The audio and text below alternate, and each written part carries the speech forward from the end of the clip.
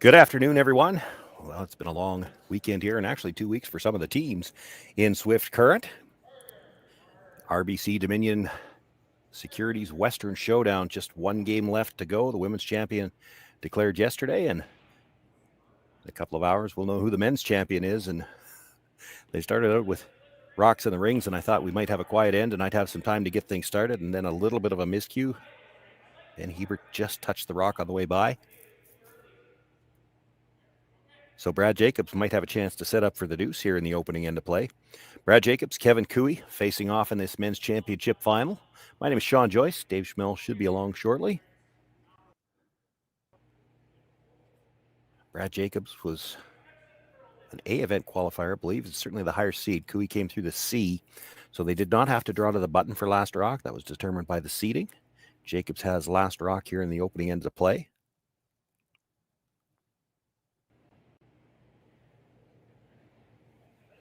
We talked quickly about throwing up the guard, but they're going to play into the rings on the opposite side. You will see this a lot with the men play in particular, but you see it with the women as well. They'll take a risk-free chance at a deuce in the first end, but for the most part, the play is going to come into the rings. And now with the little miscue early in the end, the Cooey team going to have to try to get these two rocks closer together, see if they can't make a double later in the end and get back to a situation where they might be able to get a blank out of it. It is early. That helps. It was lead stones when Carrick Martin went by the Hebert stone.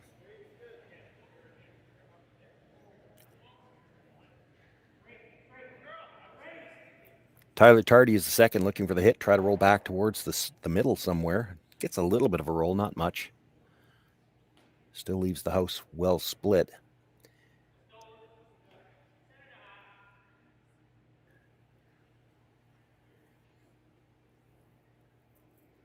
Brett Gallant now will try to hit that. Doesn't have much room to roll to the outside. Look to hit right on the nose, and might be high enough after that to make an attempt at the cross house double.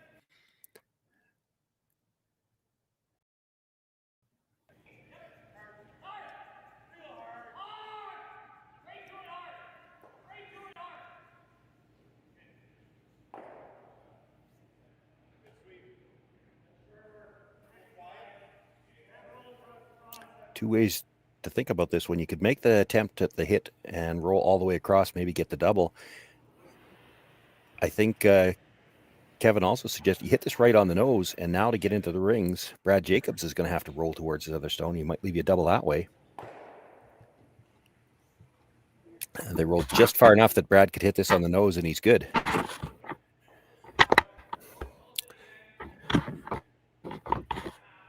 I don't know who's crashing, but it's not me.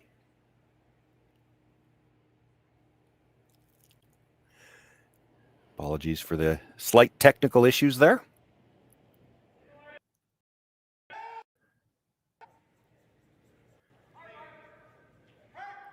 Another attempt at the hit for Brett Gallant. Just wants to stay right.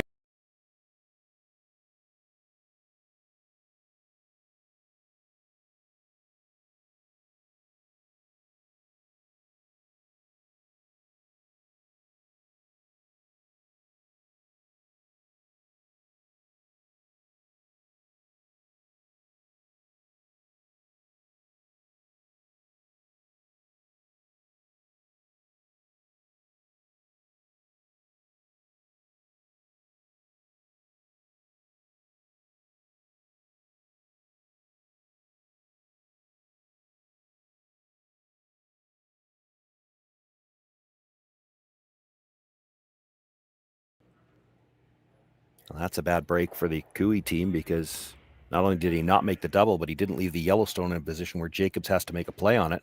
So he gets another chance to split the rings, and if you're going to try to get back to a double situation, you're starting over.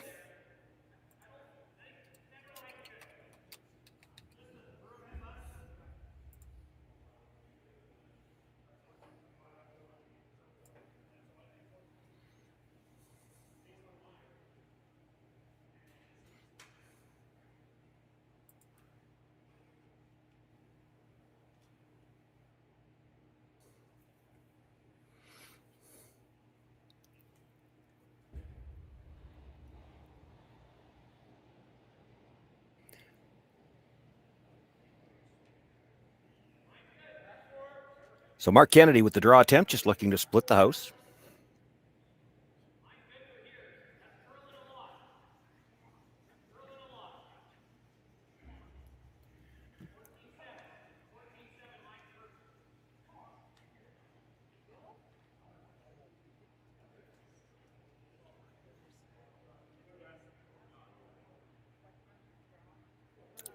No double there. We're getting late in the end, too. If they're going to get back to a chance for a double before their last stone, they've got to get the big roll here pretty soon, I think. That's what Kevin Cooey's looking at.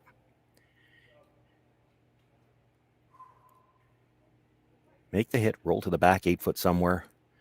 When Jacobs hits it, you should have some kind of shot at a double.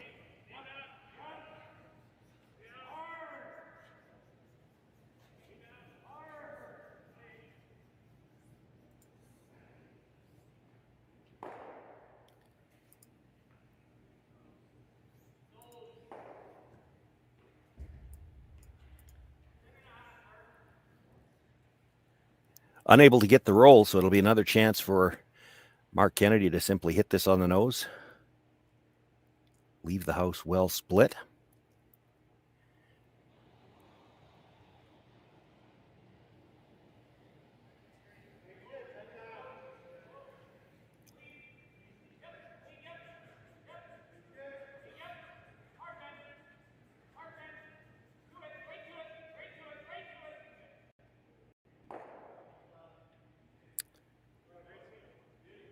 So makes the hit, stays right there. Kevin Cooey looking at, do we try to go for the roll and split the house that way? Or if we nose it and Brad noses again, is it up high enough in the rings to try the long cross house double? And the reason you look at this, if you hit and roll to the center line, Brad hits and rolls back to the corner, it gets deeper both times and they're going to be dead across.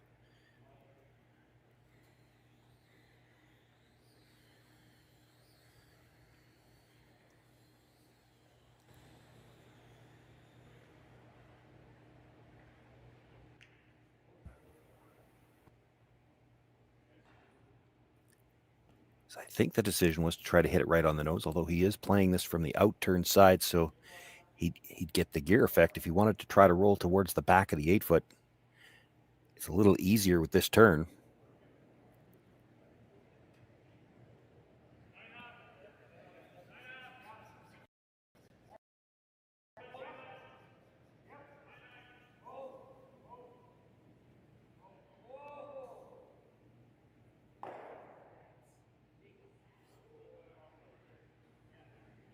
Swept that like they were hoping for the roll, but he hits close to the nose, only rolls maybe a rock and a half's worth.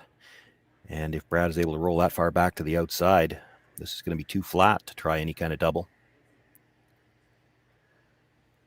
If he noses it, there's probably angle enough there for Kevin Cooey.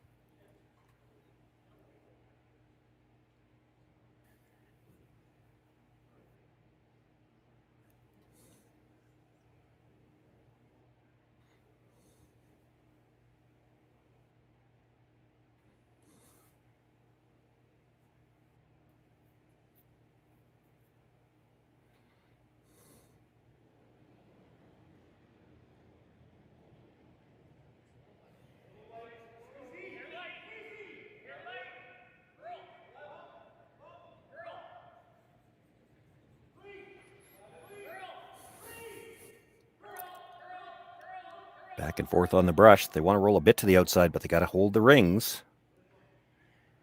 And he will. No double there, not even for Kevin Cooey.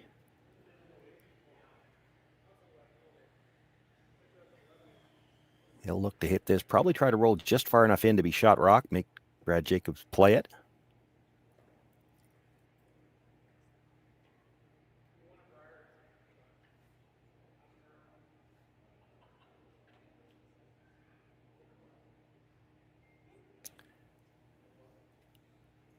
Second thought here, he decides if they hit the other one, they can kind of use that yellow on the outside, at least to take away one turn.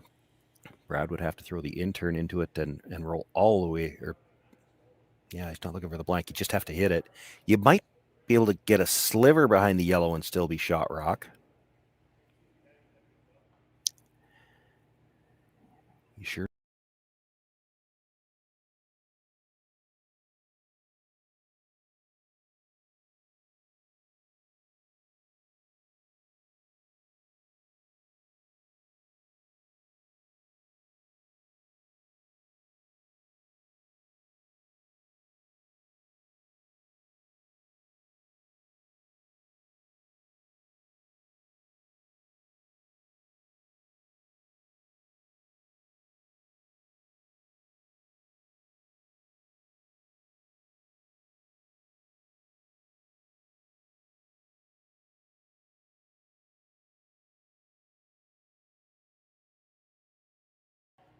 Boy, that was a great job on the brush by Tyler Tardy. That just got by the Yellowstone. You rub that, go by the red. It's 3 out of nowhere here in the first end.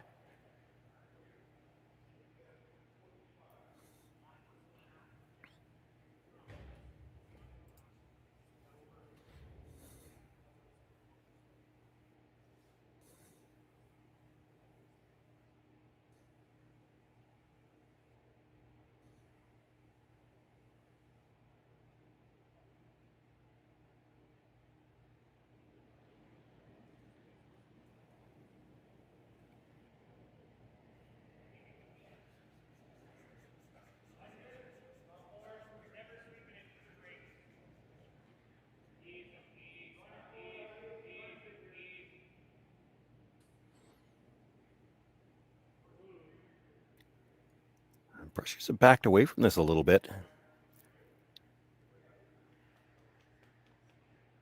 It's going to be deep, but it does come to rest. Back 4. A quick look around the outside. Aaron Sluchinski confirms it is 2 red. So Brad Jacobs start things off with a deuce here in this first end of the championship final. Kevin Cooey will have last rock in the second right after this break.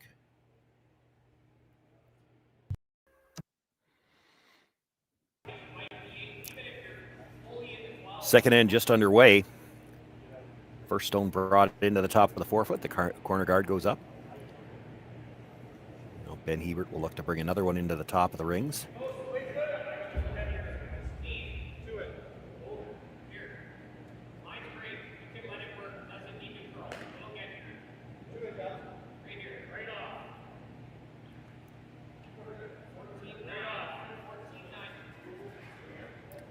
Wants to line these up, doesn't really want to get right down to a freeze. You gotta leave a little bit of room between them so there can't be like a hack weight hit to kill the back one and stay frozen.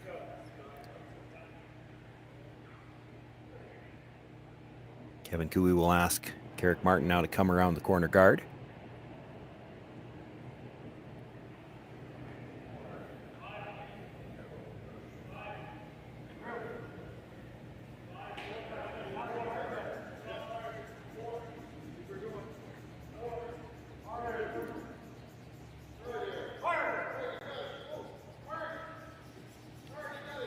He's got the legs to get there. You'd like this deep enough to get completely buried.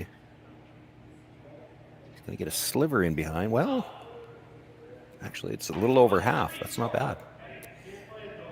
It's one of those shots, though, you don't mind being deep in the rings. It's more important to be dead buried because this is still in the free guards, or you're still in the free guard portion of the end. Brad Jacobs not likely to chase. I mean, he's thinking about it. They also talked about the guard, which is probably the more conventional call on a shot like this.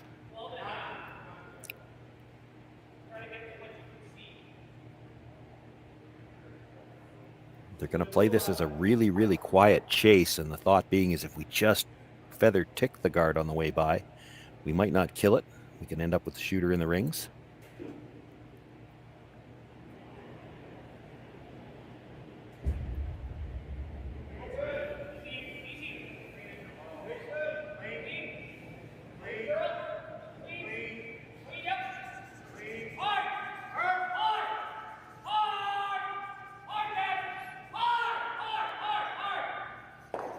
Big job on the scrub. They do get it by. It's enough to get the yellow through the back, and shooter rolls across now. Jacob sitting 3 in the middle, 2 in the 12-foot, and that 1 at the top 4.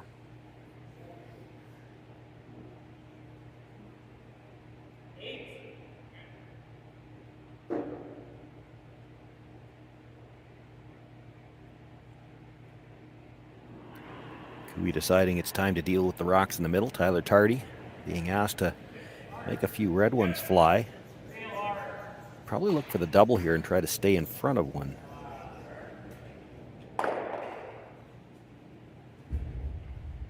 Well, he moved two and spins up and across, but does leave two reds in the rings, one in the forefoot and one just tapped up to the 8, and it's behind the two Yellowstones.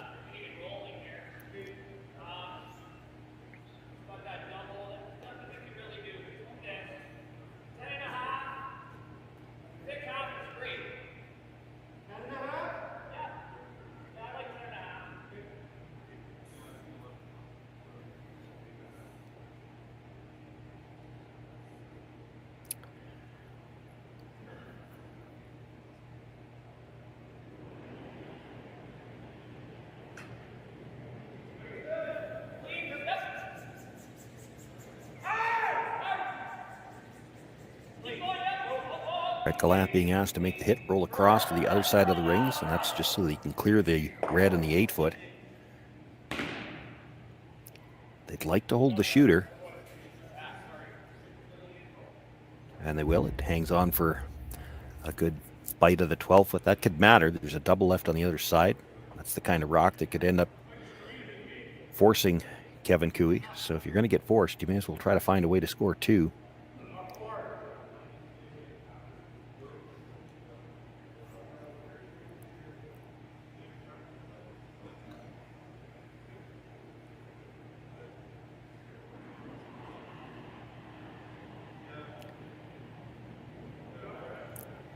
Tyler Tardy looking to lock a freeze on that red stone at the side of the 8-foot.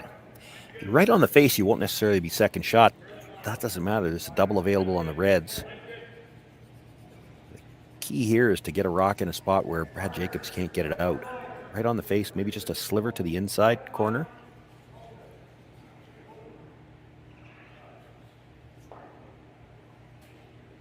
That's pretty good.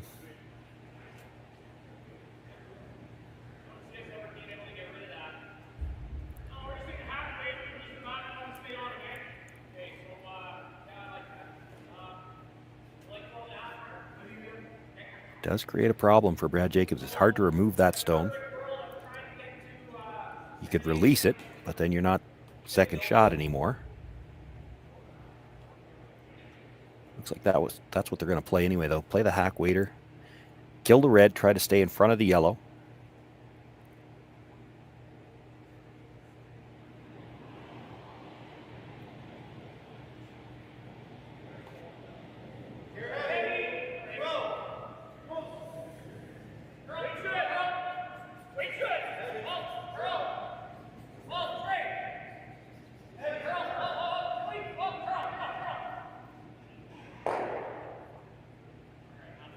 Kills the red, but he actually rolled off the yellow. That probably not what they had in mind. You can see Mark doesn't look happy.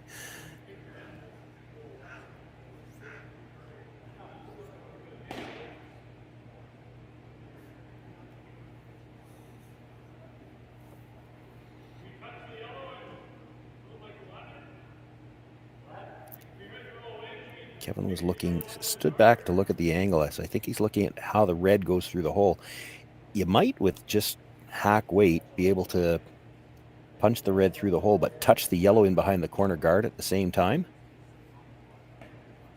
Roll across the second red into the open. Put one behind the corner. You know he's going to hit the open one, but then you've got something to work with.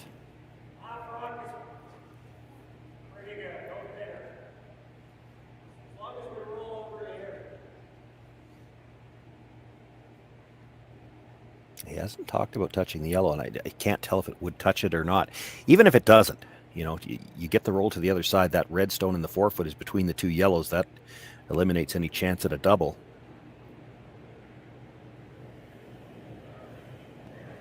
It's all about getting your rocks in a position where Jacobs can't get them both in one shot. He's got a lot of rotation. That's going to straighten this rock out. Gets the hit, does touch it a little bit, not enough to get it in behind cover, but gets the shooter into a good spot.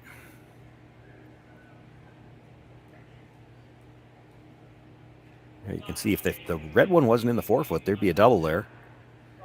Brad wondering, can we make this yellow onto red and push the red into the yellow? The problem with that, I think, is that the yellow goes into the red on the side. Everything is lined up pretty well for Kevin Cooey right now.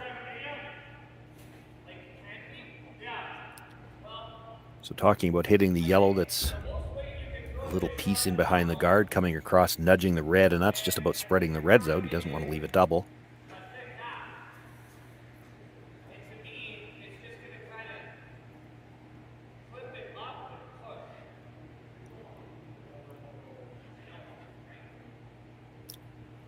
Mark wanting to see the angles himself.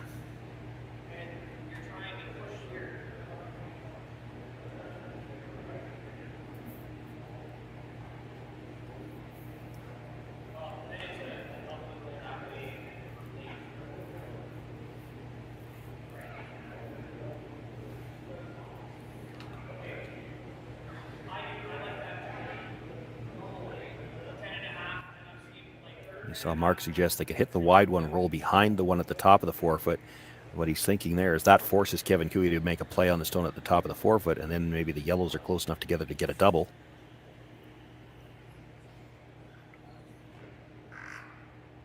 It's not all about what you can make at this level. It's what do you leave? And then when they make that, because they assume that everybody's going to make everything, which you have to do at this level, what does that leave us for the next one? They call it chess on ice for a reason. You're thinking 3 or 4 shots ahead.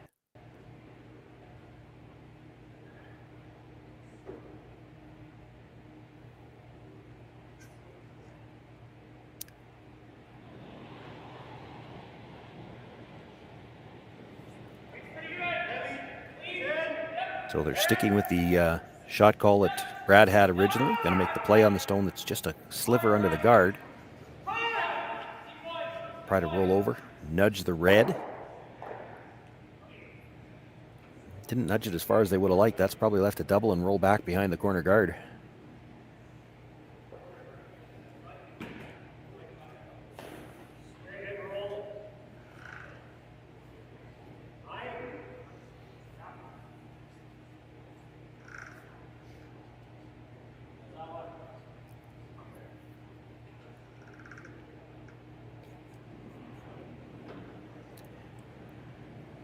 Big shot here for Aaron Sluchinski. You get the roll behind the corner, you're almost assured of a chance for your deuce.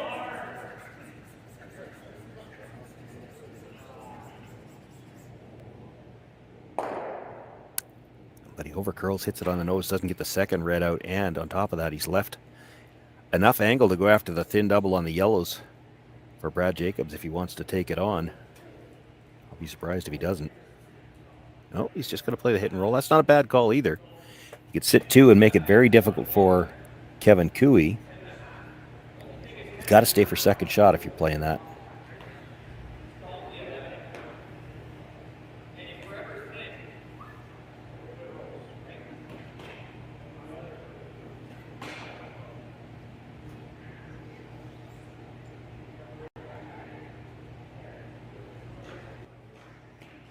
So going to play this with quieter weight. He's still looking for about the same piece that he would need for the double. He can roll right onto the corner of the yellow if he makes it right.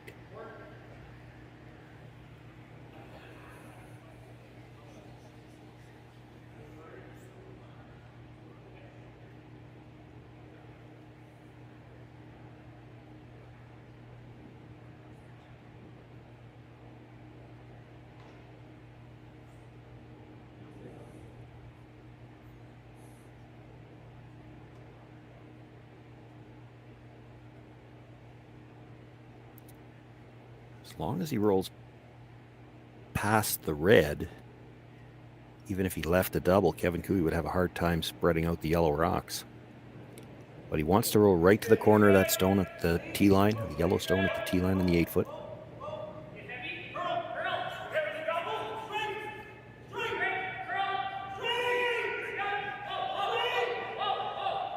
Going to be a little thin.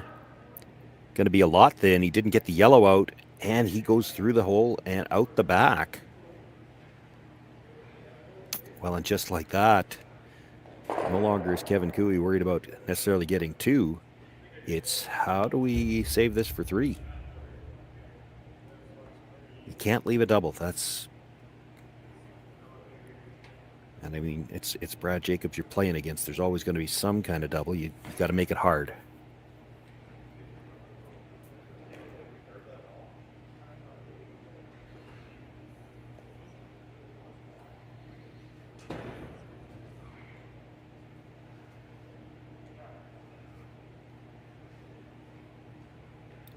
Nose hit, the easiest double is probably, just because of the angle, is probably towards the one on the 12 foot, which is a lot of distance between them.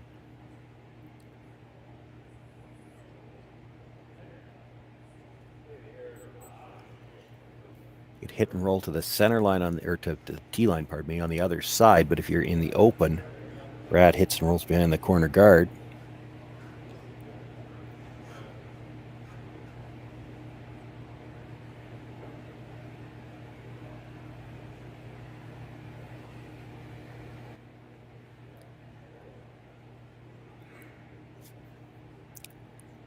That probably makes the toughest double, the shot that Kevin's looking at, but it's not easy to hit a rock in front of the tee line in the 4 foot, roll to the back of the tee line on the other side of the 4 foot. You got to be quiet weight and risk hitting it very thin. You saw how well that worked on the last shot for Brad Jacobs.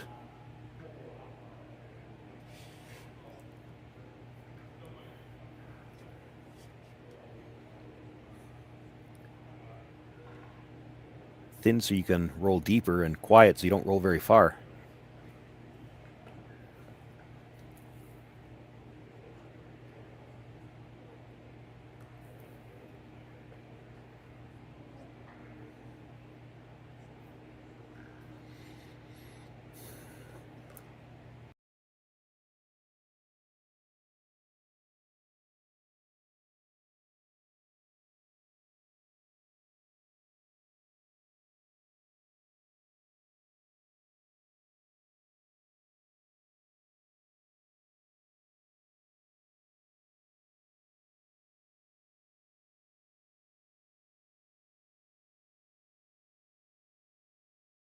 Double are we going after? It's still a little bit thin to go at the yellow in the 8 foot, but there's not a lot of distance between those stones.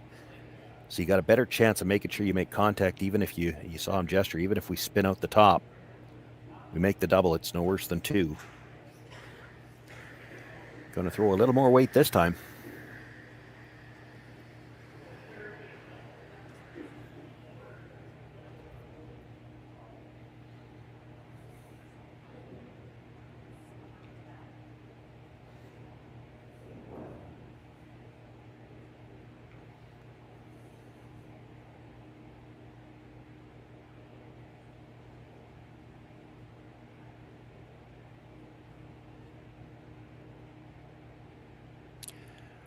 Brad Jacobs with his final, he does have the 2-point lead here as we play in the second, but without last rock and facing 3, needs the double.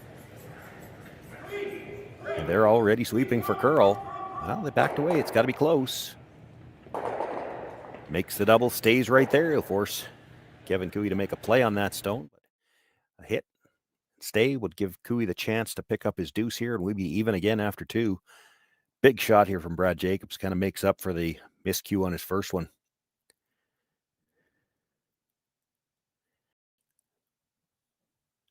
As the little bonus, he stays in the 8 foot. Forces Kevin Cooey to play it. Probably some leeway for Kevin on this one because that red on the outside edge of the 12 foot acts as a catcher. If you ever did hang out on this, it'd be hard to roll out.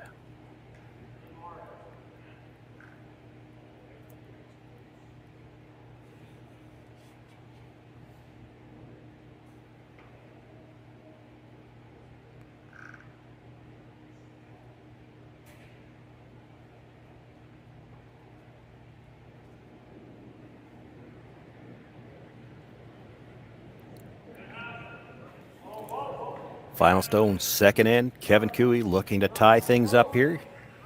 He's got second shot on the other side of the house. Just needs the nose hit here.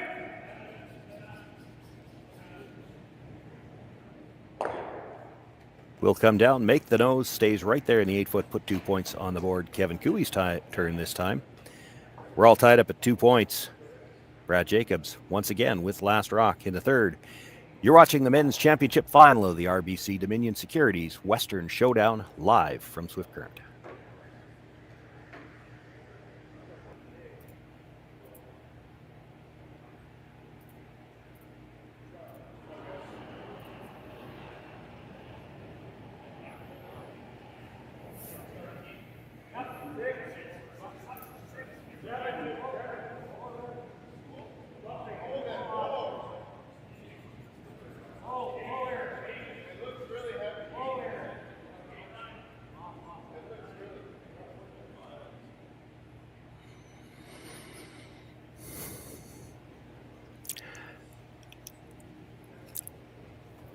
Third end just underway here as we resume coverage. We've had a few technical issues here in this draw. Thank you for bearing with us. Question is, Shawn, am I with you now? You're kind of with us now. Dave Schmel has been the technical issue, if we're honest about it.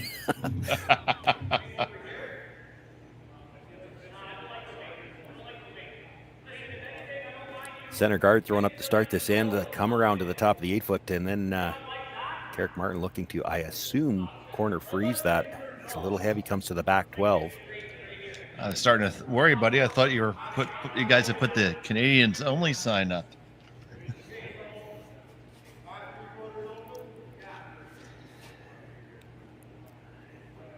Well, you've been able to see what's going on. I have. It was a nice deuce there out of Kiwi. Jacobs came up with a nice shot there to avoid that being something big. Yeah, there's a couple of swings there in that second end. It could have gone from a force to a 3, goes back to a deuce with a nice double. And that was the swing. All that swing was within 3 shots.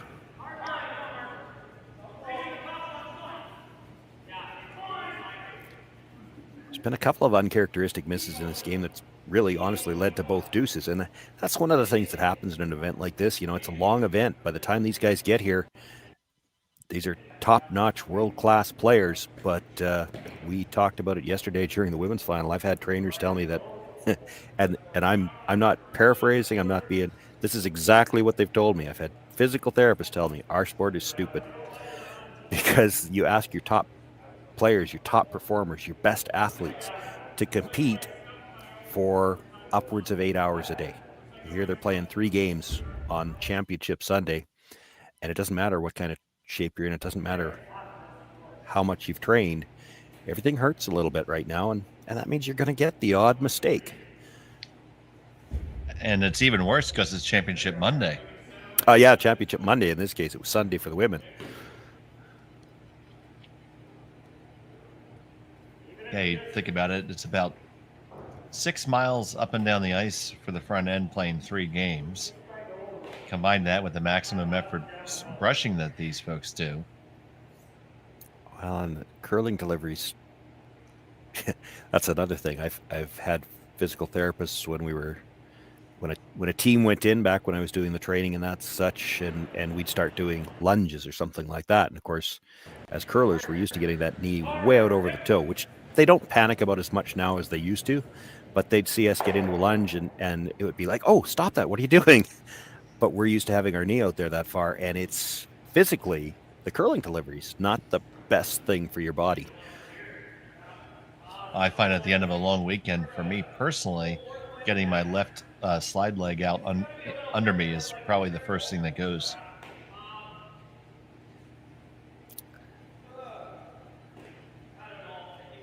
Yeah, I'm a tuck delivery guy myself, and guys always think it's the knee on the sliding leg that's the problem, and it's really not. When you play a lot of games, for myself anyway, I find it's the hack leg that gets you've driven out of the hacks so many times that leg just starts to feel tired, and you don't have a really good feel for how much you're pushing out anymore. So now we see Brent Gallant is going to move some of these around. Hope to sneak underneath the corner if they could. Or just a straight draw. Straight draw, I think, in this case.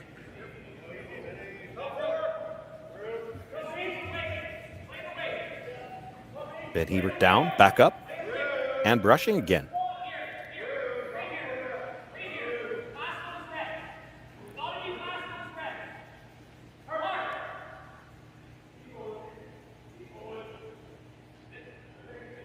They tucked that one back there nicely.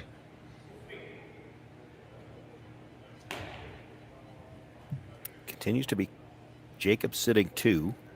There's a double available on the 2 in the middle. The risk, you hit it too thick, it might go onto the yellow at the back.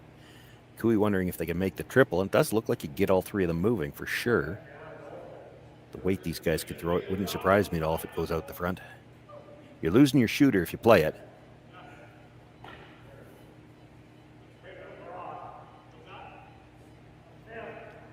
Looking at the thin double, the one at the top of the 12-foot onto the one that's buried. He's just showing Tyler Tardy how thin he has to hit it. Tyler wants to see it. And you'll see this a lot from some of these players that are such good hitters. They need to see the angle.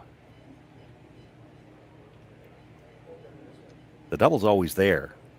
It's just a question of where do you have to hit the first one, and it's never comfortable when you're hitting it that thin, but it is that thin if he's going to make the second one.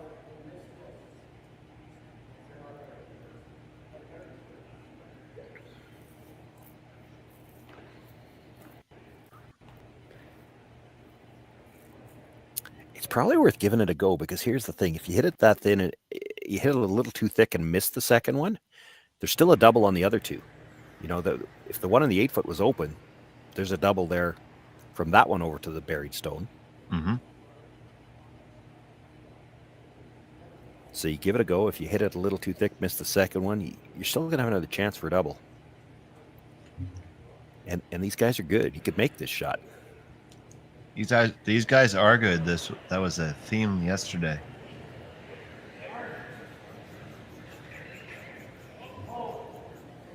So Martin all over this. Yeah, he's a little thick. And that's going to go over the top. They get just the one.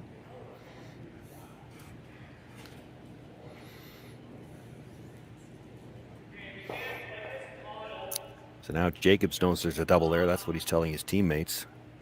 So what do we do about it? You could play some kind of split off the stone in the 8-foot, but it's hard to put that stone in a better position.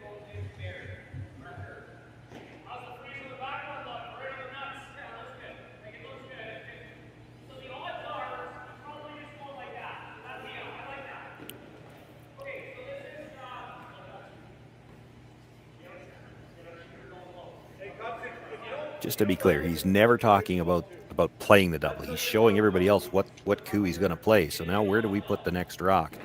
He's talking about freezing the one at the back 12. So conceding the double and still trying to make sure we get a deuce.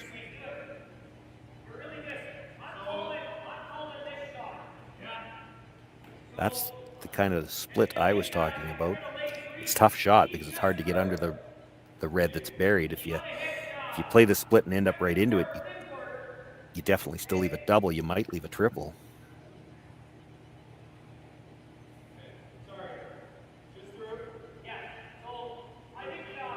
It's the best result if you could make it, because you could end up with 2 buried, and Kevin Cooey might have to go after the open one.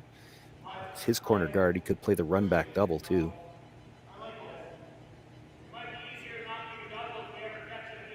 Still doesn't seem to be sold on it here. Changing the turn.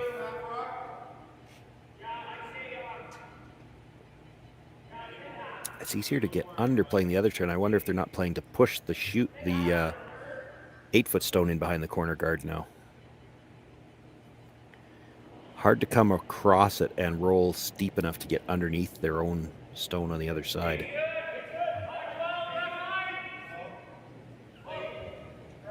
So now here's Gallant.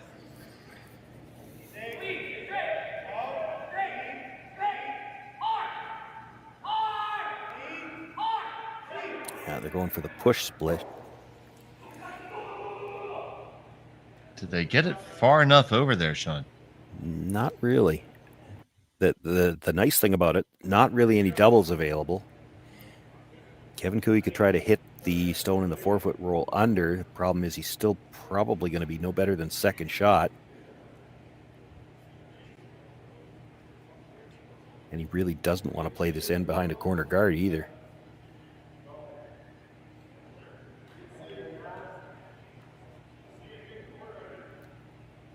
Looking at the nose, we saw them do this in the first end. You get nose, and now you got enough angle to play the across house double.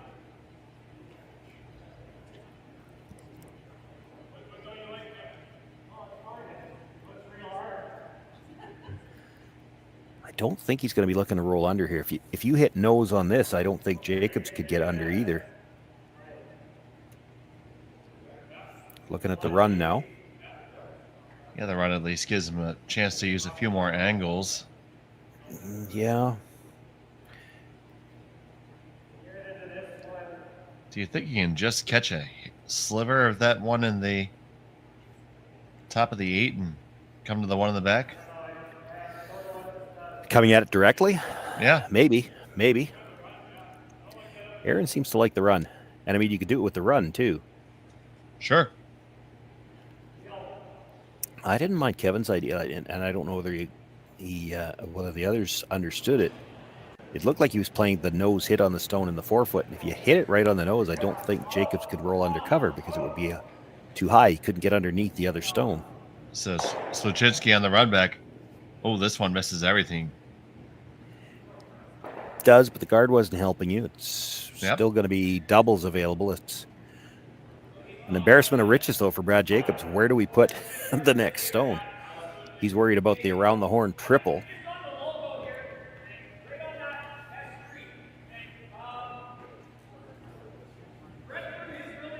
Oh, around the horn triple, that's not something you hear every Tuesday night in your beer league. And if it is, it's probably not on purpose. It might have been on their own rocks.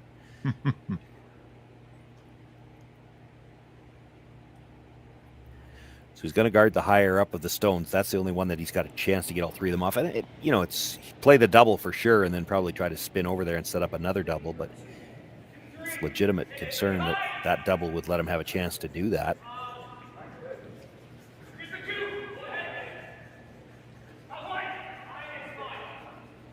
So Hebert and Glenn working hard to drag this one up. And it is extremely high.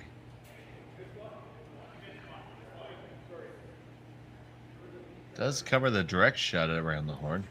Yeah.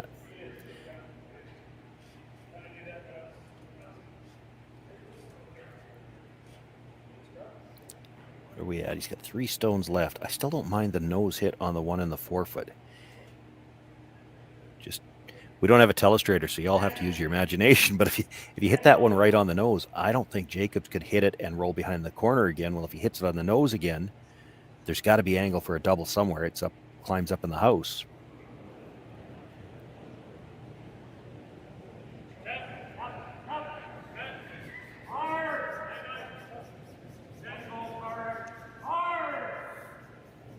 Martin trying to work this one. Hold it there. Get the hit. You'll stay just about right there. Shots down for Brad Jacobs. Yeah, that's all they were looking to do, though. They had talked about that even before the last one. If they could get the exchange of hits, get that rock up 2 more rocks widths, there'd be angle for a double, and same type of thing. There actually could be enough angle to try the round horn triple going the other direction. Brad's going to ask Mark to try to roll just a little bit to the outside. Doesn't have a lot of room before that yellow at the back would be third shot. I don't think you can get them both and stay.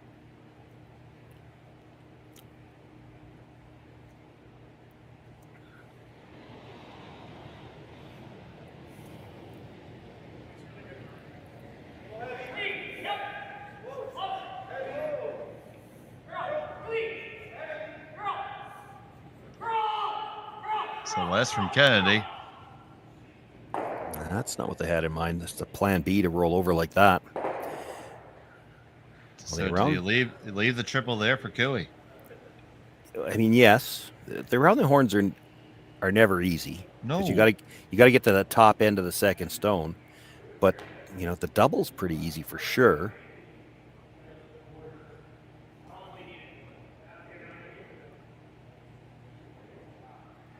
The danger in trying the around the horn is, I think there's just enough room Boy, it's tough to tell. I need to be at ice level and get down there and check. Like if you hit that first red too thin, you could roll over the top of the second one and I think miss the second red altogether. There's a hole, is what I'm saying. Oh, yes, there is, for sure.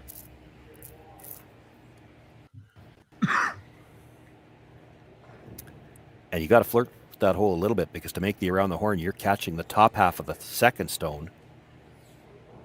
You're not trying to roll right into it as you would with most doubles.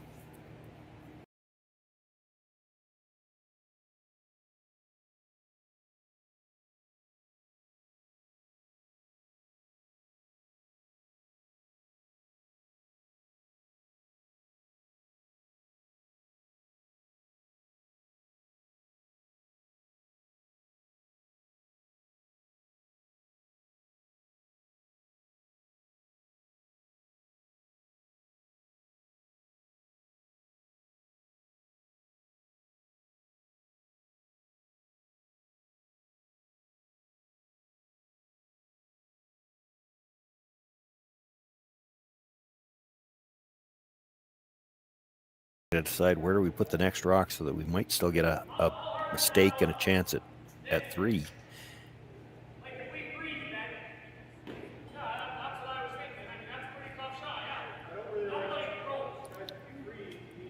They want to know how much of that red can Cooey hit. If they freeze the back one, is there a chance he gets them all? There might be.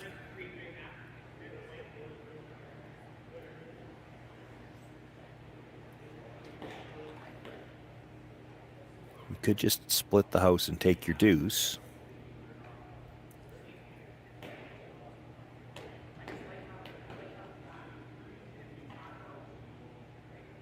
So thinking of freezing down the back here. Yeah. Well, that's your only chance for 3. If you put this anywhere where it's open and an easy shot, Kevin's just going to hit it and give you 2.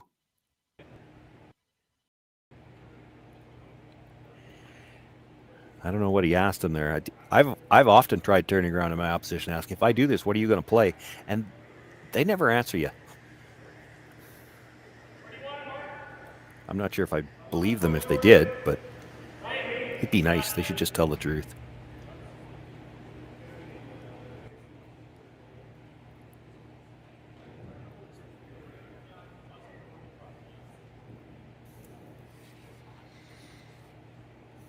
So Brad Jacobs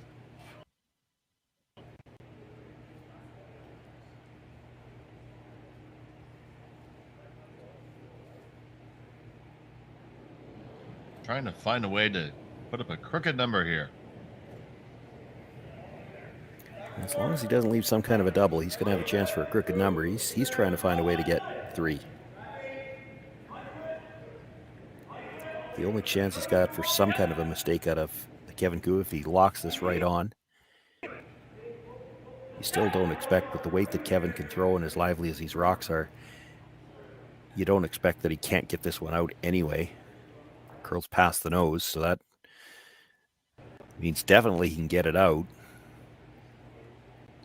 Yeah, easily enough you hit that and remove it. Yeah. Probably not even any point in discussing. Like, even if the angle was there, if you could see enough of that red stone to drive it this direction because it's frozen on that corner, the chances of getting both reds drastically reduced, even if it was enough of that red stone showing that he could make contact. So just make the hit on the one you know you can make go away. The way most of this end has gone, he's probably relieved that it's only going to be 2.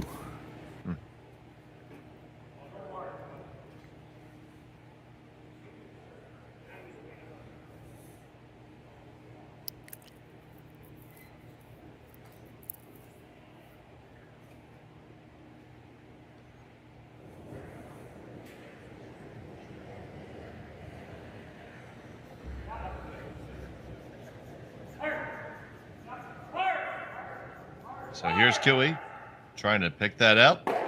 No problem there. Eli shot the back. Be an open hit for Brad Jacobs for 2. Stays where Brad has to play it. That's, it's a little thing, but it's not because he doesn't have a ton of room to roll.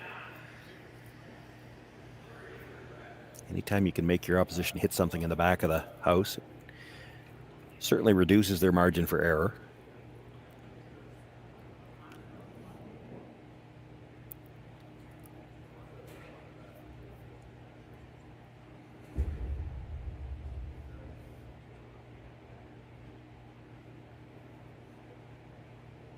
So Brad Jacobs, final stone of the third.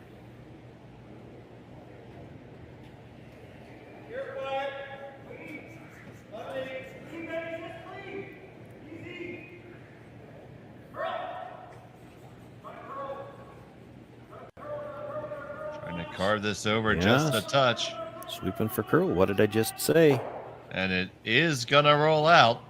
It'll be a single point only for Brad Jacobs. He takes a 1 stone lead. Cooey has a hammer in 4 when we come back from Swift Current right after this.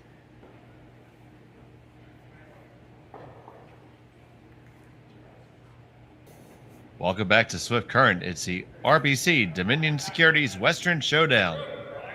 Brought to you right here on Curling Stadium. Finally able to join you. I'm Dave Schmel. And Shawn Joyce, he's been here the whole time. You mean just this game or like the whole Bonspiel? Because that's kind of what it feels like. Yeah, you have had a lot of games. You have a couple, I think even a couple more than me. I think this is game 11 for me. I think I did that many yesterday. Or maybe just feels like that.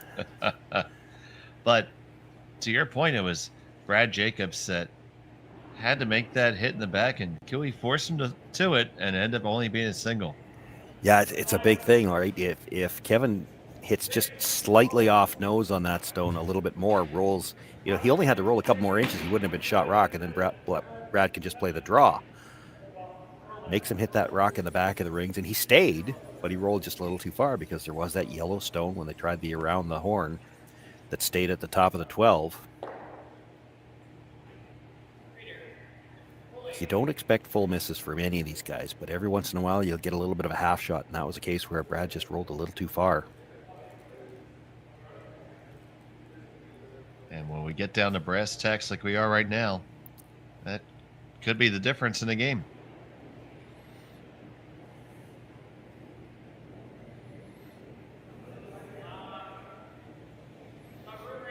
But in a Bonspiel format like this, you'll see those kinds of things a little bit more often in a final than you would, say, at a Brier or Scotties or World Championship. Typically in those events, you're only playing one game on the last day. This is the third game for both of these teams. And, not to make excuse for them or harp on it too much, but you're tired, you're sore. The execution level is not going to be quite the same as it has been. Historically, that's always been part of the challenge when you play in an event like this. You have to manage that. Same for both teams. They're both tired. They both played 3 games today.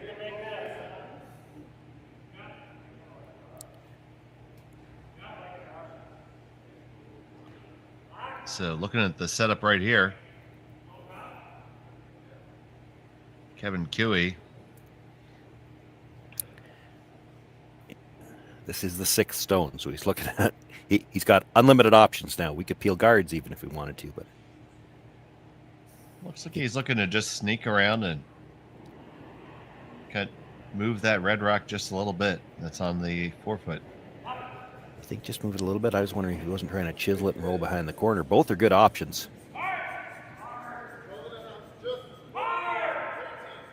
Well, Aaron is on this one hard. Carrick's going to have to join him. They do just squeak past the guard. They get it. They move it back. Does leave it wide open, though. Yeah, I think they were trying to hit that a little bit thinner and roll over towards the corner because he had enough weight to kill it.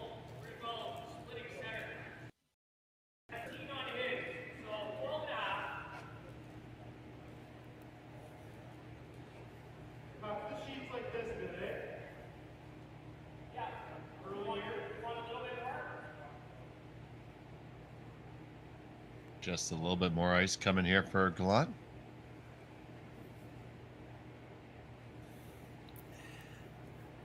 Yeah, tough spot here for Jacobs. You want to roll back to the middle, but you don't want to roll directly underneath that yellow. That would be actually to Cooey's advantage. So again, not playing with a lot of real estate on the roll.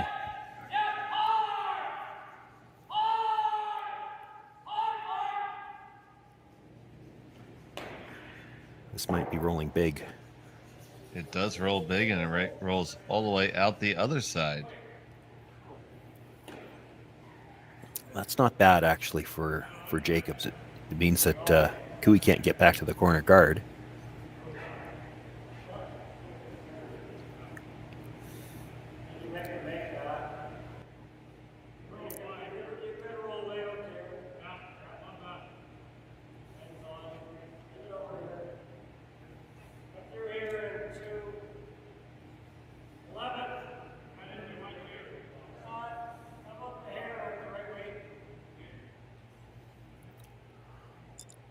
So you see him indicating to roll off to the wing here.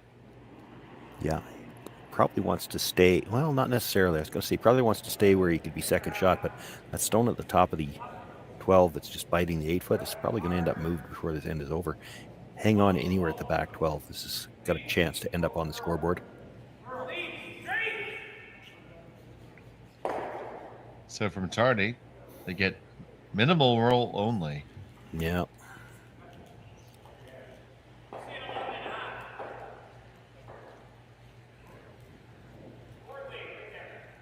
And now Jacobs will look to duck back in. Yeah. Another chance to get behind. This time, even if he's dead behind the yellow, there's going to be a little bit of space between them.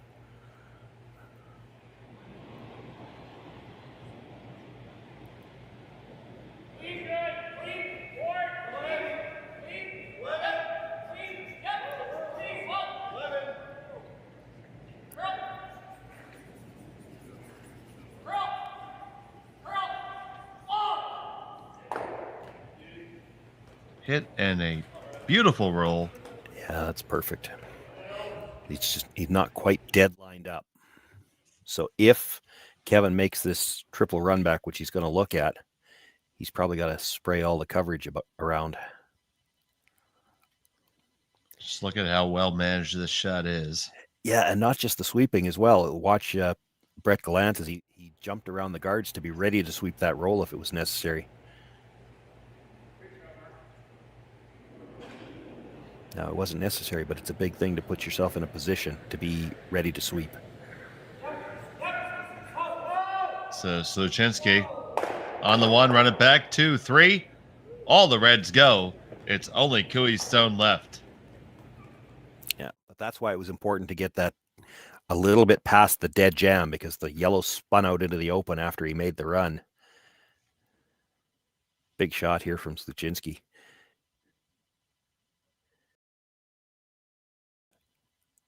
All the Reds out of play. The only rocks remaining are Cooey stones. Even if Jacobs got behind something, they'd have a stone of their own to run back. If they get behind off this one, it's going to be hit and roll behind the tee line. You'd see them draw.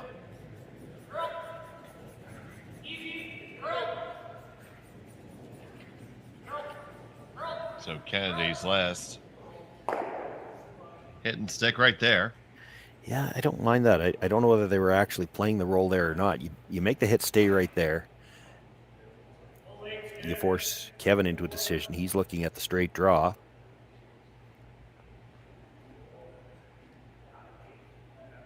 And because if he was to hit and roll behind the guard, he'd be behind the tee line, then you freeze to it. So that stone in the 8 foot, at the very least for now, shrinks the scoring area.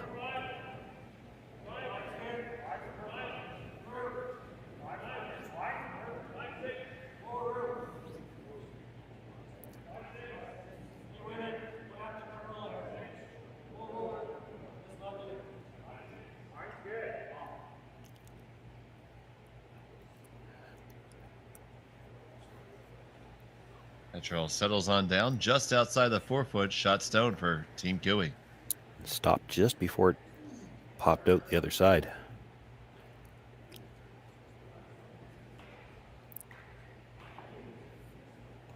So Jacobs looking at running the guard. He is. It's probably the only way he's got to get at shot stone. He does have to clear the red one on the side.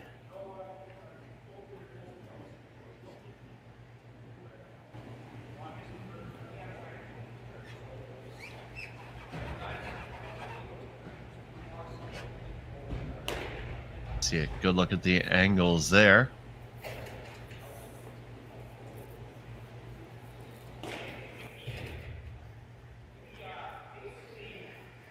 So I imagine you tried to push the shot rock out the right side of the overhead as we're looking at it. Yeah, I don't know that it matters which way you go out. He'll have a firm idea in his mind before he gets in the hacks which way they're playing it. But it's the key, I think, is you got to be fairly thick on the second one, because you want your shooter, assuming that the shooter's rolling that way, to go over the top of the red stone if it has to. And, you know, the other thing is if you happen to run this back, so as we look at Mark, if you ran it back from left to right, caught the right side of that Yellowstone. There's also a chance it could jam on the Yellowstone at the back. So I'd like to think he's going to try to hit it the other way. The danger then is you hit it too thick, you might jam it in behind the corner guard. But again, with as hard as these guys throw and the striking bands as lively as they are, well, it just drives it by. He did indeed, so. See, they even catch the announcers. I was prepared to give him that he was going to make contact with it. It was where was everything going to fly, and it just drives it by.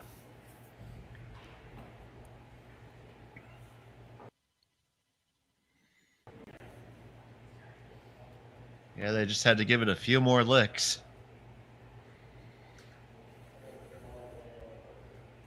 Doesn't take much from that far. Yeah. Hard to hit this and not leave a double. I don't know whether Kevin's going to think about taking it on. You could freeze to that stone. You corner freeze to the inside of it. There's no double. But you got to lock it right on the corner. You see him discussing the very long roll because he can probably hit it in such a way that he could jam up against his own. Good.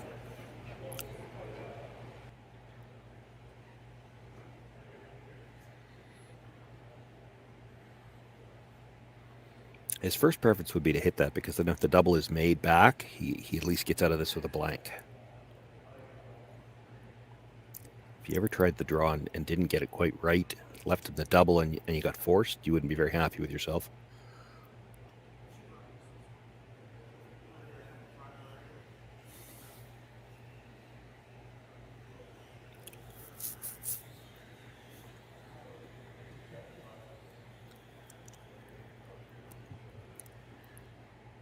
It's not a lot of ice, but even so, I don't think he's going to throw a lot of weight at this.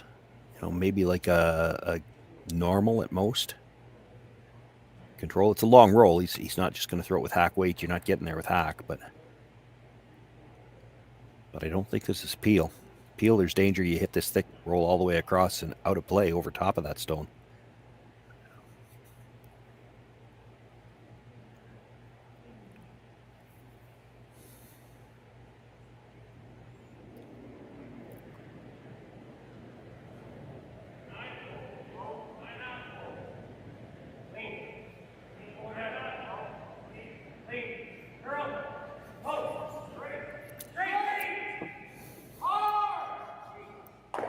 So you're going to get the roll. Now you need to jam on your own and stay there. Oh, and I think you did. Boy, that was not very well managed down the ice. They actually swept for curl at the end and almost over curled it. It does appear to be hanging on there in the very back.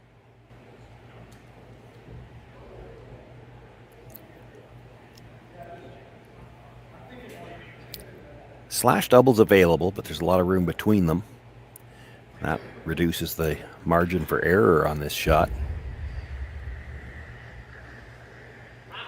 Saw Brad go and take a look. If you happen to hit this a little across the top, catch the one yellow that's biting the rings and then catch the other one. I think it's far enough out of the rings that off that run, it would still, the push stone would still be out of the rings after it made contact with the second one, unless it spins.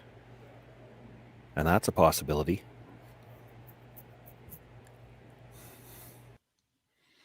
So Brad Jacobs with the very long slash.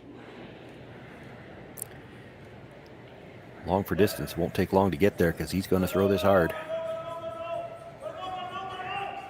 Holding it, sending it over there, and you kill them both. Great shot by Brad Jacobs.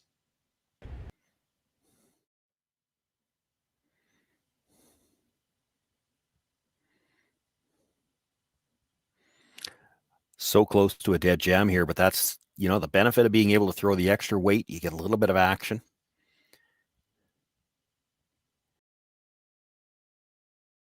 And even with hitting it as solid as he did, rolls out of the rings easily. So now the blank is on the way. And completed. We're through 4. Cooey trails by 1. He'll have the hammer in 5 when we come back from Swift Current right to this. You're watching Curling Stadium.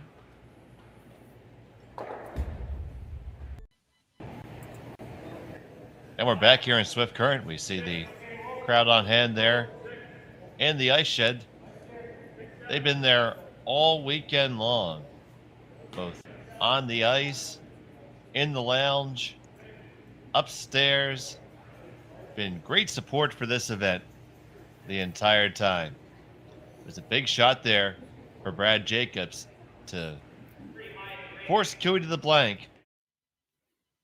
Take another look at that.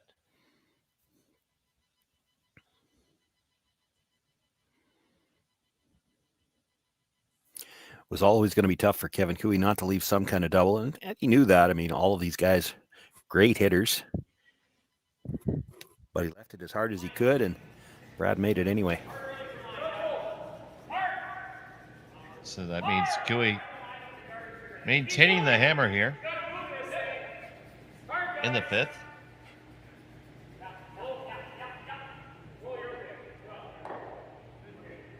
They have one in, and a pair of centers now for Team Jacobs. Yeah, they're likely looking to come down to the face of the Yellowstone on that one, not able to get by their own.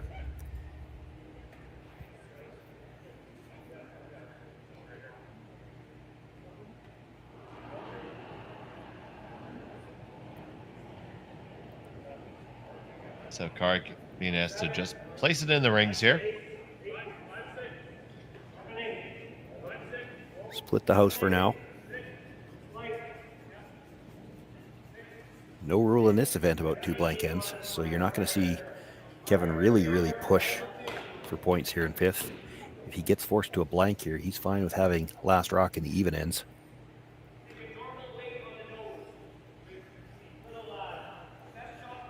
It would be interesting. Again, it keeps getting discussed, and not just on the air. I'm sure that there's a lot of people talking about it in their own local clubs, and good. That's exactly the point when you put a rule change in like that, where you're going to test it at a Grand Slam. This end wouldn't be called like this if you were playing at the Slam and you had to worry about a second blank and losing the hammer. Kevin Cooey would have had to throw a guard there.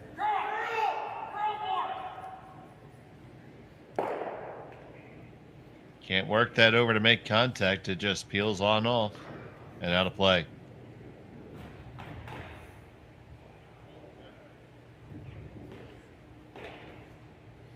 And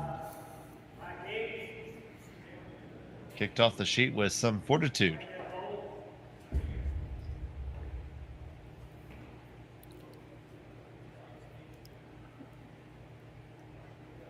I don't think that's anything to do with that particular shot. Ben's just a little upset with himself not making the freeze. Oh, yeah.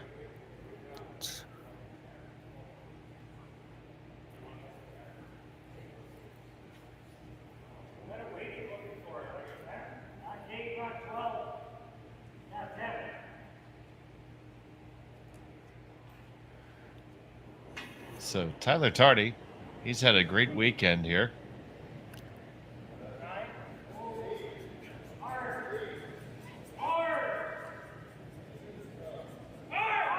Said before, with the addition of Sluchinski, Tardy just looks so much more comfortable there in the second roll.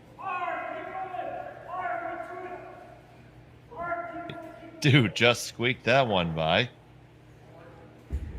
Have one under cover. And they lie 3 at the moment.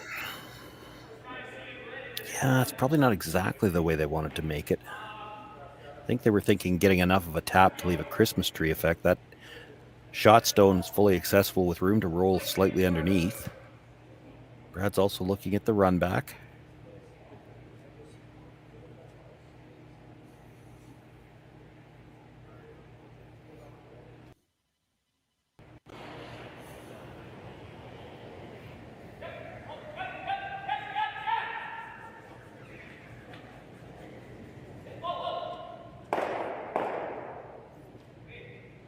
Look at the one they do spin in front of the Cooey stone there. Cooey still lies 1-2. Yeah, it's a better setup for Jacobs at the front of the house, though. It's hard for Cooey to do much with that red stone. He can try to pass it by everything, but then he's got to roll open, and that leaves shot rock exposed with the guard out there.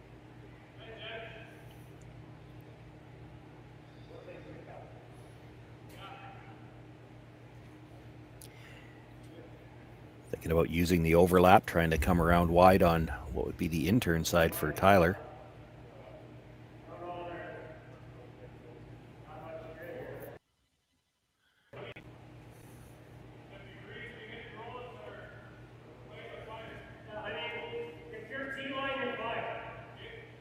There's a couple of problems that Kevin is seeing with hitting that red. You hit the red, roll over across your own, you're going to leave a double for sure and possibly a triple. You might leave your choice of doubles. Like there might be doubles both ways and a chance perhaps for a triple.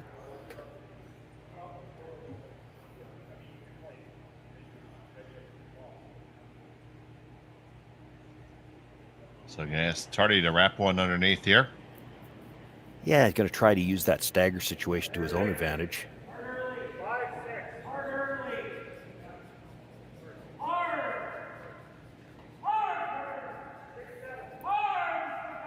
See Martin on this pretty much the whole way.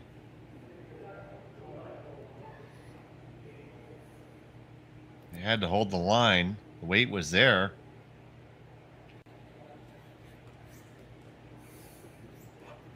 Just a touch behind the tee line here, Shawn.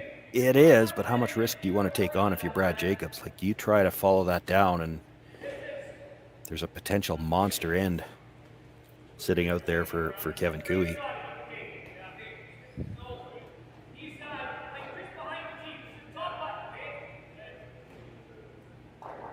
He is going to take it on. He's going to play it.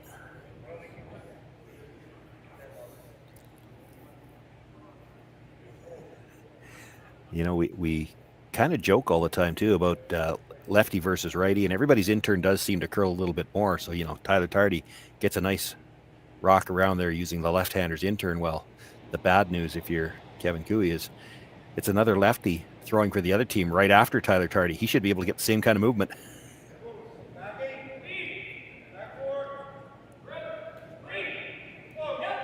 So the stone on the way from Kennedy.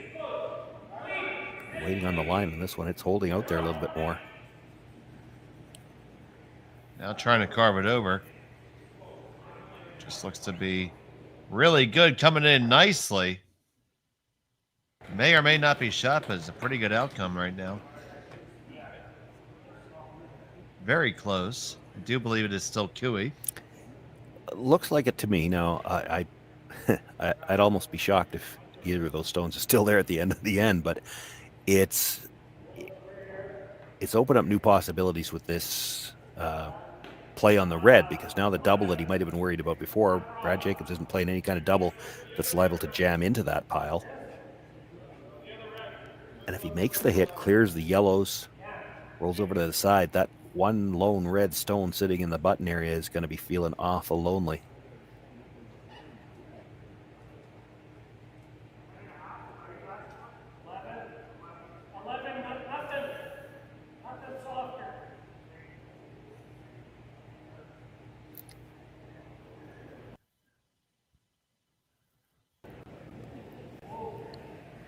So here's the first one from Sluchinski.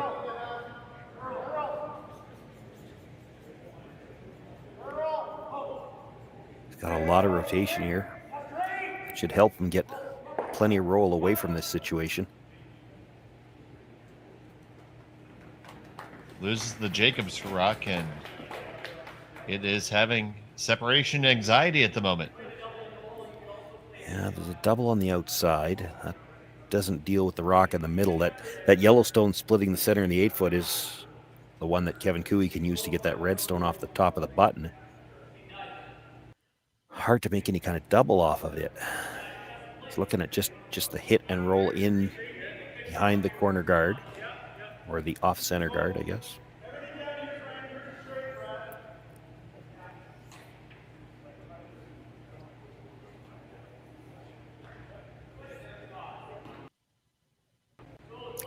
Brad seems to think it's the Yellowstone that shot rock.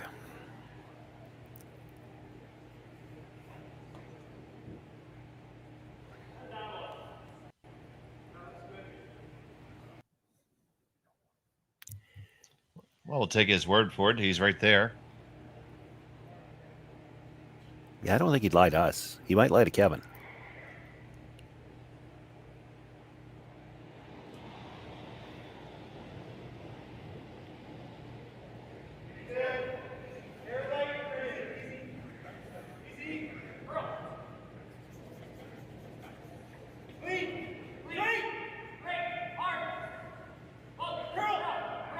Hebert and Gallant and kick that by. Be right in front of their own. They lie second and third. Benny using a little body English at the end just to make sure it got by. Don't know how much difference that makes, but he definitely tried it.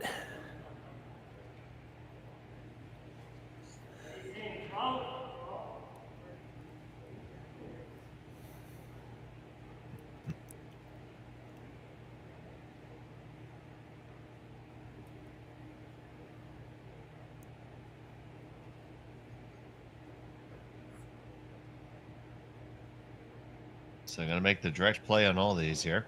Just on the one at the top 8 for now. Try to roll away from that situation. Again, it'll be sitting shot 3rd, 4th, and 5th. And that's an awful lot of yellow. Yeah, try to keep that red one feeling lonely. It can cause some nervousness for the Jacobs team. He's got to be real careful he doesn't leave a double.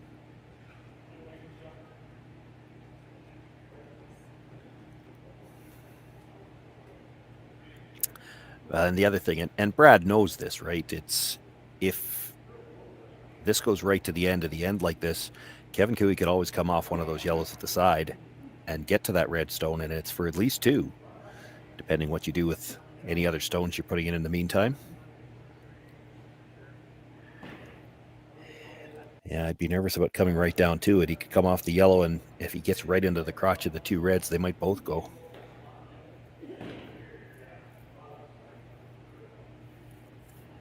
Put it there, he plays the slash to try to get rid of the 2 reds. Might lose a yellow in the process.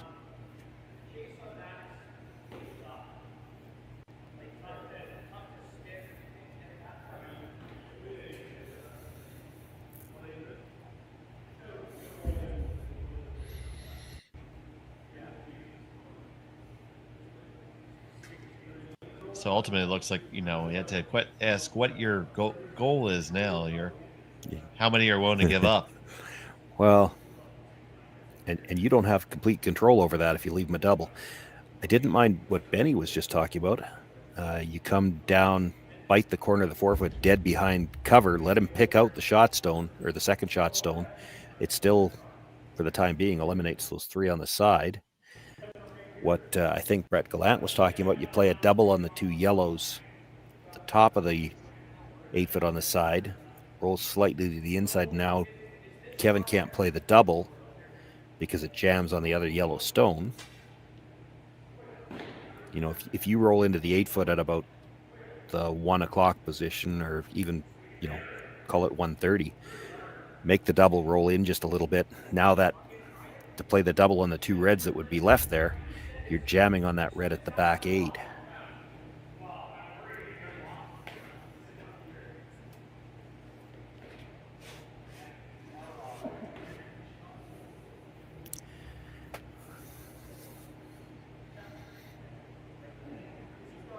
Yeah, I don't think I like any kind of freeze on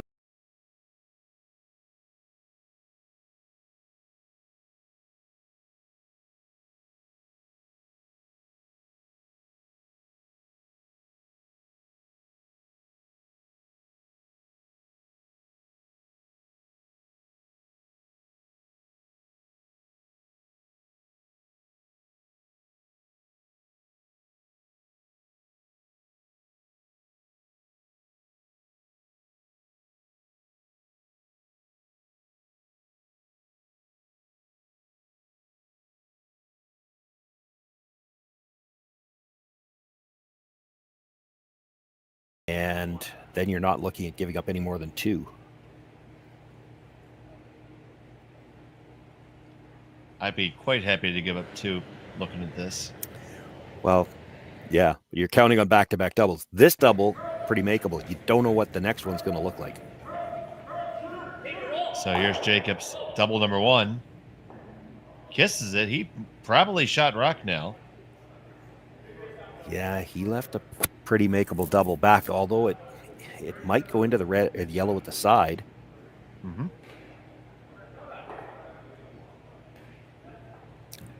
Kevin doesn't have to play it yet either.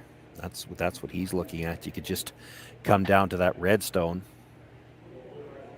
have the double to play on the last one, and you make that freeze. What does Jacobs do with his next one?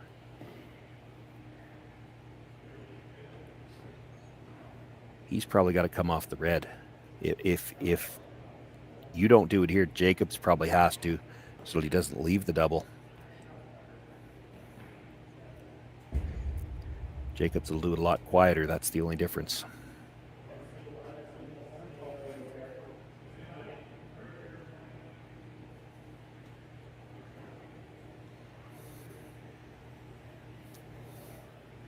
So, turned into a big, complicated end here.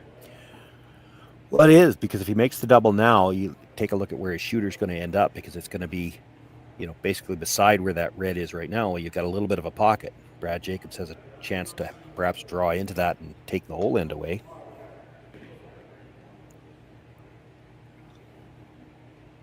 I want to take a moment to thank everyone who's watching on Curling Stadium and the Curling Zone YouTube channel right now.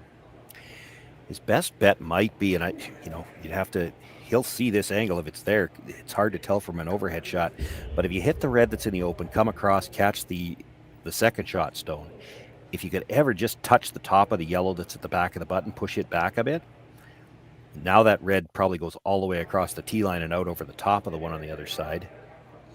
And there's no pocket when you move the one back, even if you lose it, as long as you only lose one. Your shooter's going to be behind cover.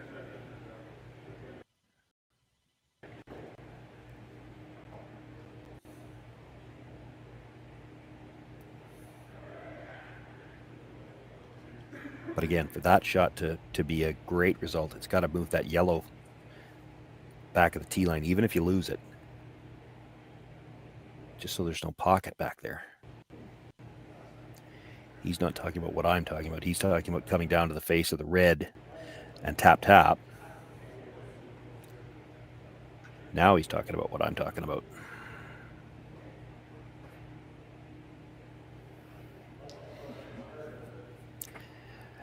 That's probably your best result if it's there, because you're not going to leave any kind of pocket.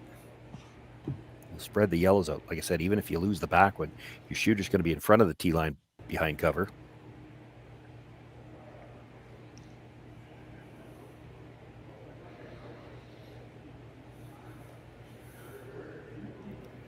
He might not be looking at throwing big weight at it.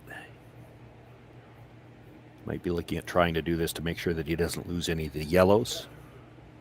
So that stone that's in the button, the red stone in the button area, is probably going to stay on the other side of the forefoot if he plays it with quieter weight. And that's fine.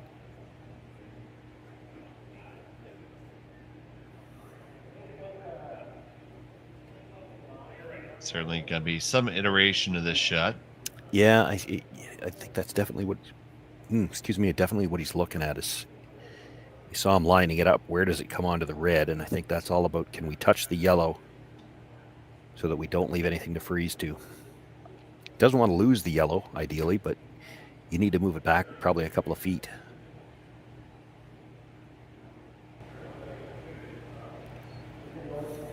There's probably a few opinions there, too. That's one of the fun things about watching a curling game, is everybody's got their own idea about what could be played. And each and every one of them are shooting at 100%. They probably are. I've had that discussion with a few other people before, though, and in all seriousness, because everybody says, nobody ever misses a shot from behind the glass. And I know what they mean, but, part of that is, like a legitimate part of that is, when you're behind the glass, and this is one of the things that coaching has been so important with, your gut never enters into it.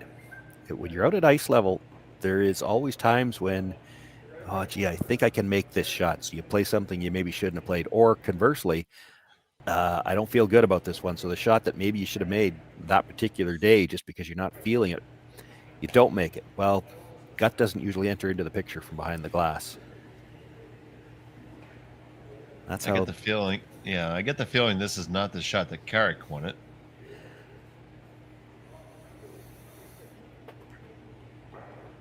He left the conversation relatively early. I think it's the right shot. The weight call is, it's...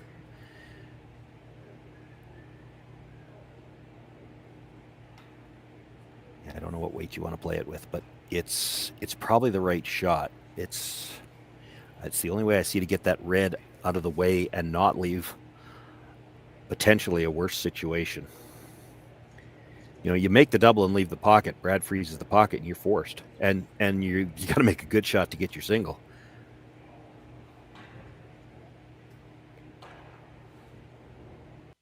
And you know, again, there's probably a lot of people I know in that you always refer to the Tuesday night men's league. In the Tuesday night men's league, if you could leave them that little pocket to freeze to, you'd say, sure, go ahead. You can freeze to that pocket. If you freeze to it, so what? But that shot gets made here most of the time. So you're in trouble if you leave that.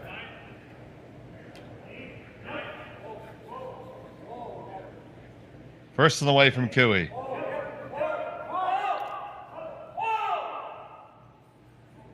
Catches just a little bit. Direction to the side of it, kicks the Jacobs stone out. That's all he was looking to do. That's why he threw the quieter weight. You saw that yellow got pushed back, so there's not really a pocket. The red stone is open. You could guard it, but that's tough. I don't think they'll even talk about a guard. So where do you put it where you don't leave any kind of a double? And you got to be second shot. Because really, the one at the side of the forefoot, the one at the back of the forefoot are pretty much even. So you're either second or you're fourth. And if you're fourth, it's still a shot for three.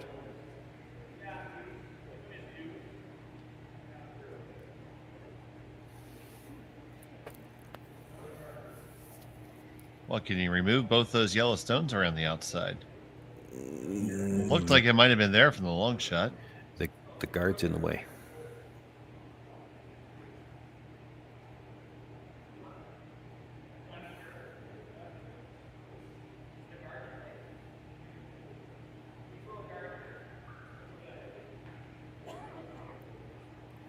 Wow, they're going to look at the guard. You might have to, just because I get the issue is, how do you get in for second shot without leaving a double? Even if you freeze that one, he's got the slash double. They're, I guess, hoping if you get it right there, he plays the slash double, and he's still probably only losing one rock. It's still probably for three, because he's not going to have to whip it.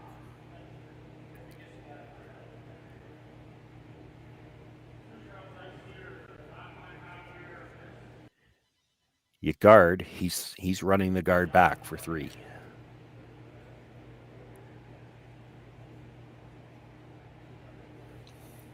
Yeah, the guard does not seem like a optimal choice. Well, it might be the best shot you got. Like, again, how do you get second shot without leaving a double? And if you can't answer that question, well, then maybe you have to throw the guard.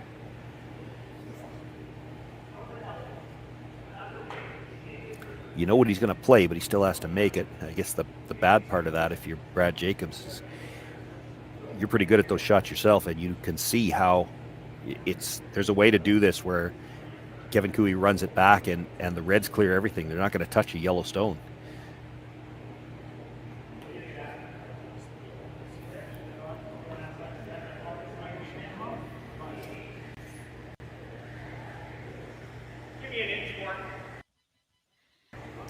Pretty much have to be dead in line too. You can't worry about just guarding, for instance, guard the wide side, because if you don't get to dead in line, there's going to be a port for the out turn, and that's for four.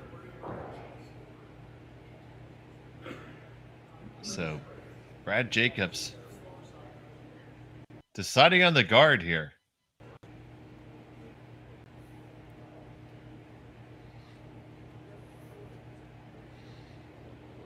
To hold him for a shot for three. It's an uncomfortable guard he's throwing.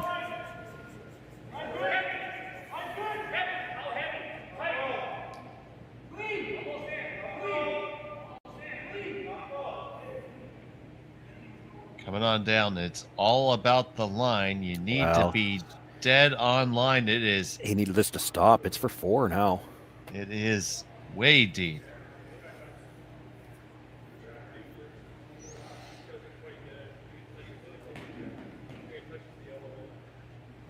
they jumped the sweep on that a little bit. I think they were worried. I mean, maybe it was a little tight out of his hand. They were worried about the line early. Never realized that it was as deep as it was. And of course, by coming in that deep, not only is it a shot for 4, but he's closed the gap between the Reds to where this is much easier. If you put that out on the AWS airbag logo, this is a much more precise run back just to make contact with the second stone. This is close to a nose hit now. Maybe a sliver high. Hit it just that sliver high. But the run stone through that port. Other one goes straight out the door. And you score 4.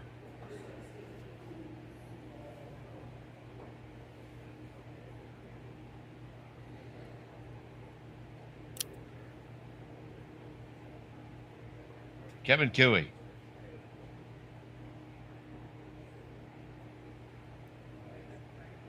With his final stone of the 5th. Looking to make the run and stick. On it. Bang, bang. There you go. 1, 2, 3, 4.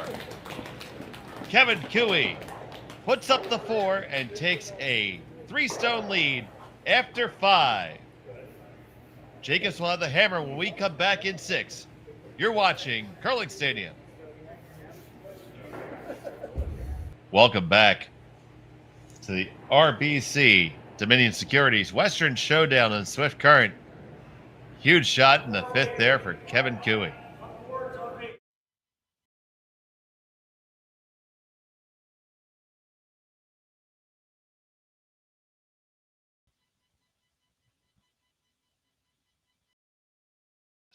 See how that came on down? And away they all went. Yeah, the mistake made when Brad Jacobs came in as deep as he did, it meant that it was just a slightly off-nose hit. He knew it. He knew it. His whole team knew it when they left it where they did. They, even when they were leaving the run back, they could see the path where all the Reds were going to go and not make contact with any of the yellows.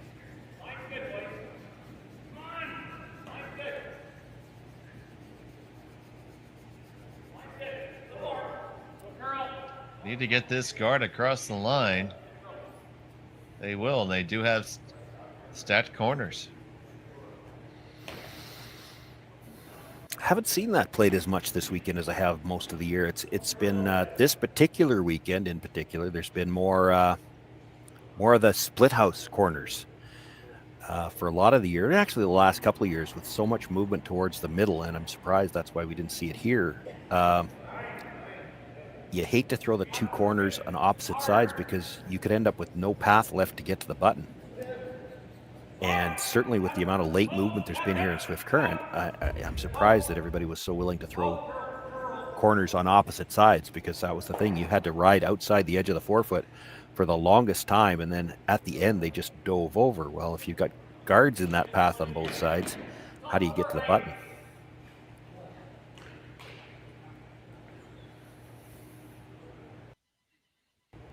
So now the Cooey Rocks got split on. Don't know if that's exactly the outcome they were looking for, but Jacobs is going to try to come on in there now. Yeah, not like that. Anyway, they didn't want to roll to where they did with the stone that's behind the staggered corner guards. It's a rock they could actually freeze to the corner of it. And that is the call for Gallant. Yeah, I'd like to get right on the corner. This is not necessarily a straight draw. I mean, if you just dead bury, that's all right. It's going to have trouble making the house. That is light all day. Wicks on the corner, rolls up towards the center. And the peels can start now with a 3-point lead. It's just which one do you peel? Is there a double there somewhere? There's no easy, obvious double anyway. There are all kinds of rocks in the rings to jam on.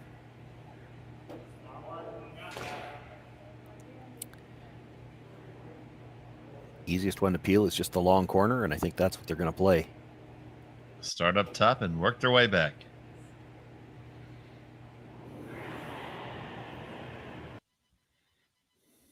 Tyler Tardy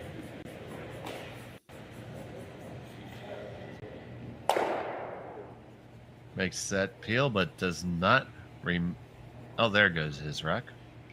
Yeah, he's going to leave a piece of the 12-foot covered. That actually helps Brad Jacobs. He's got 3 guards to work with now. Hard for Kevin to go after the one in the middle directly, too, because there's just too many rocks to jam on. Even if he played the double slash off the other red guard, that one's coming back into the house somewhere, and you just don't want to jam something into the rings. And that's why Brad's coming around the center line guard first. That he wants to make Kevin Cooey play the center line guard. So he's got more possibilities of mistakes off that center line guard. And even if he makes it, now you got 2 corners to work with too. So Gallant's going to look to adjust his draw weight here. Has to get 2 here.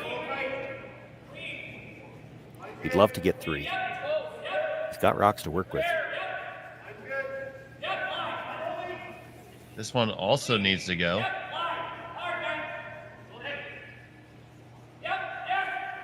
This one they've gotten all the way down, and it will come up just short, but pretty much to it.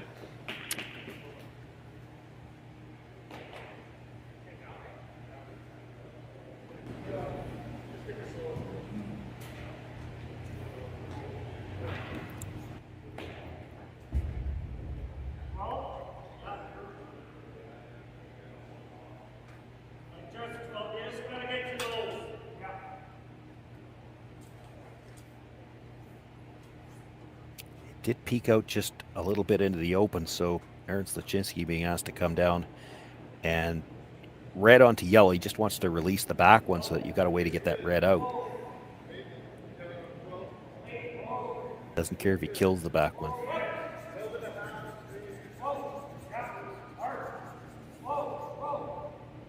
Tardy walking it down. Right there. They do release that stone. Shot rock for the moment for Kevin Cooey.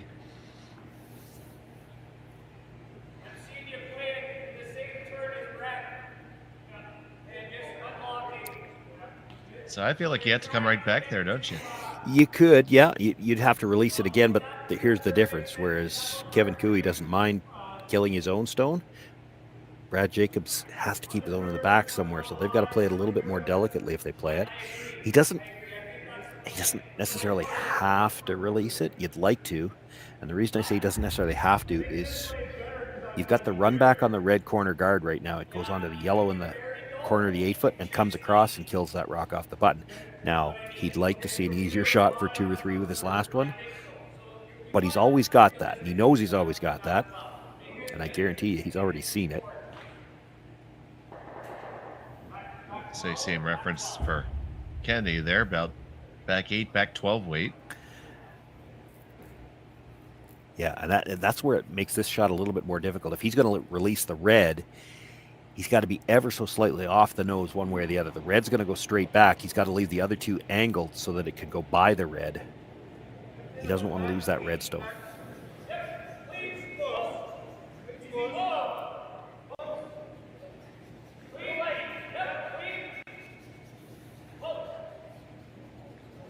This one has that weight. Now I have to walk over the line a little bit. It's pretty close. It's right on down to it and gets just a little tap.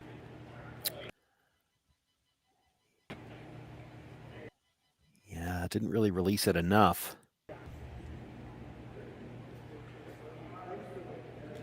And I wonder, you can see about half of it.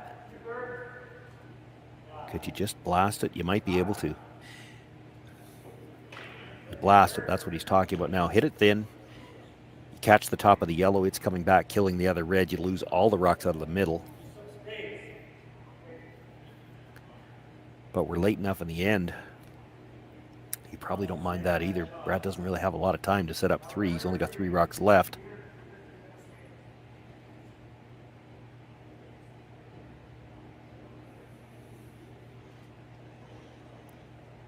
And Cooey's not absolutely heartbroken if he gives up a deuce here. Yeah. No, but it's looking good for a force even at this point in time.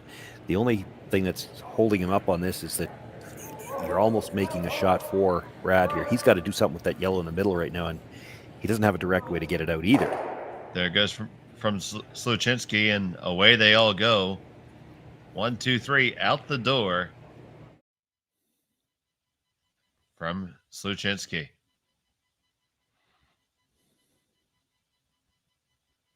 see there, a little bit of a speed bobble, but he put it together just fine.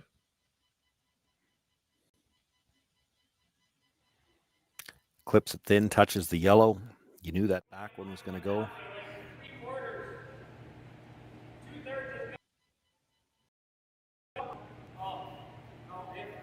Brad might be calling for the hit and roll all the way across, and if he is, it's only because the port to get behind the corner guard now, because of the reverse stagger, is pretty tough for a draw. You can get there with the hit and roll all the way across.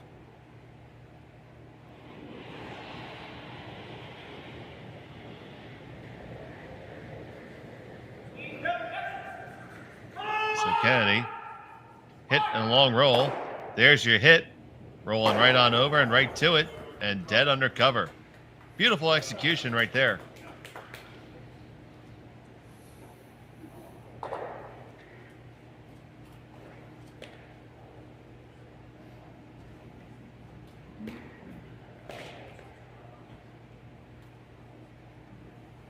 It's a short run back. Yeah, does QE play the run? Yeah. It probably does. There's a little bit of risk about a jam, but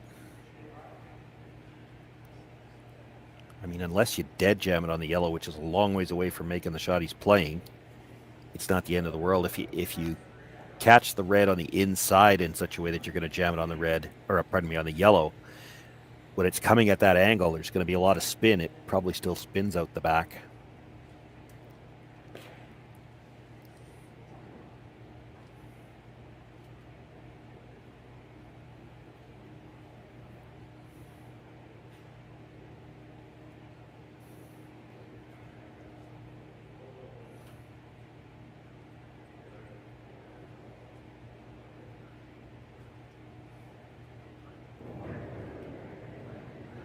So Kevin Killiey with his first here in the sixth.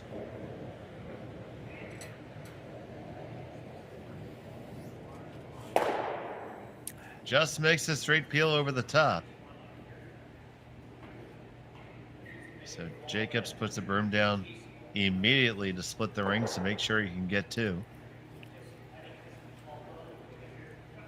And then goes back to look to see, is there just, there's no way Kevin could hit and roll behind cover, is there?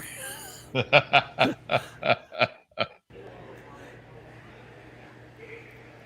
there absolutely is, but I mean, you can't do anything about that.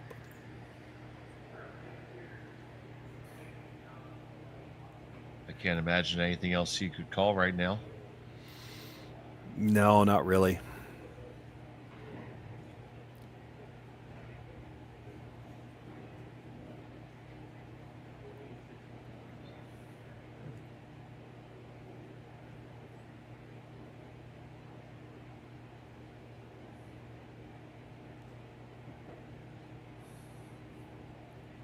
So Jacobs here with his first.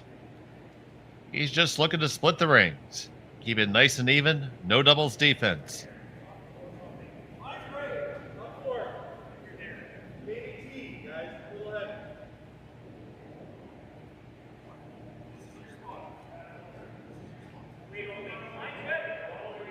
Just want to make sure you don't leave any angle for Kevin.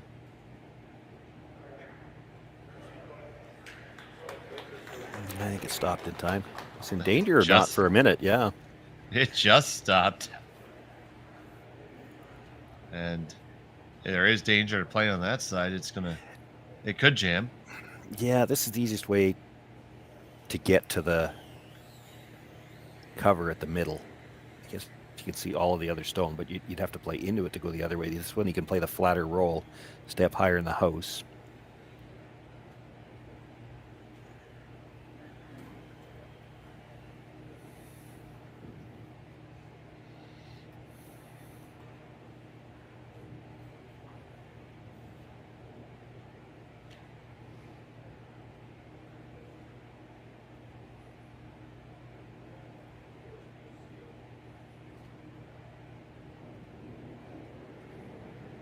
So for Kiwi, the four-time Brier champion,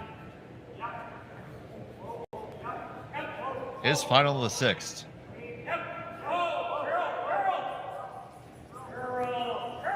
Trying to carve this over. He'll get the hit. Not too much of a roll.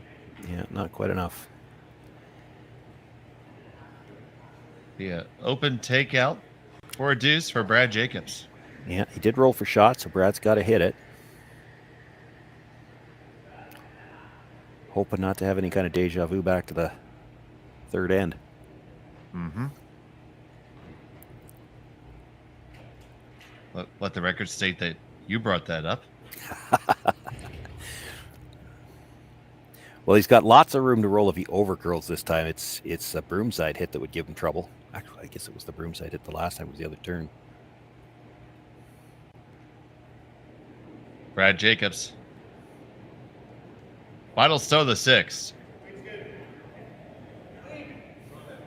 Needs to hit and stick. Quiet wait. Just keeping it pretty clean. We're going to have no problem there. It's a deuce for Jacobs. He cuts the lead to 1. Cooey has a hammer in 7 when we come back from a swift current. Right after this, you're watching Curling Stadium.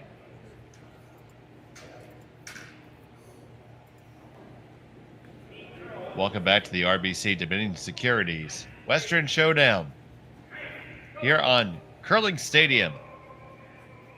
Dave Schmel and Shawn Joyce here with you. Thank you so much for joining us today. Many of you joining us. I know some of you probably for the first time, so welcome. Glad to have you aboard. If you had a chance, please like the video, hit that little thumbs up, and subscribe to Curling Zone so you can get all the action. We strive to bring you as much as we possibly can of the highest quality we possibly can. And the more you guys watch, the more we can do. So thank you so much for your support. It was Brad Jacobs getting a deuce in 6. Kevin Cooey now with the hammer in 7, Shawn. Yeah, for Cooey, again, he doesn't mind looking for a blank here, but he'll put some rocks in play. You know that Brad Jacobs is going to play hard for the steal. Brad's okay with a single point on the board either way. If he forces one here, at least he's got the hammer coming home, and a deuce would tie it. If you could ever get 3, you win. A blank is the end of the world for him, really. You need to steal. You're not likely to steal 2 points at a time, even with the 5 rock free guard zone, so you'd have to steal 8 and 9, and back-to-back steals is tough. So he's going to play aggressively here to try to make sure a point goes on the board either way.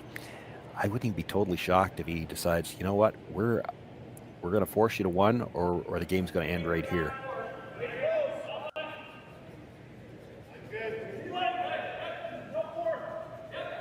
So this stone has to be good, because you know that Kevin Cooey can start peeling guards after this. You get a chance to put a good one in here, and then you probably throw a few guards, make him waste a few more rocks peeling, and then you'll get one more chance after this where you've only got 1 guard. Made a good one to start things off. That is a very nice draw indeed. Very well managed when they had to do it. Now we're going to start with the center line guard. Yeah, the long ones by themselves are never much of a guard. Now, the case to be made for peeling the long guard this time is because you've got the outside of the yellow if you peel the long guard, and that's a way to remove shot rock.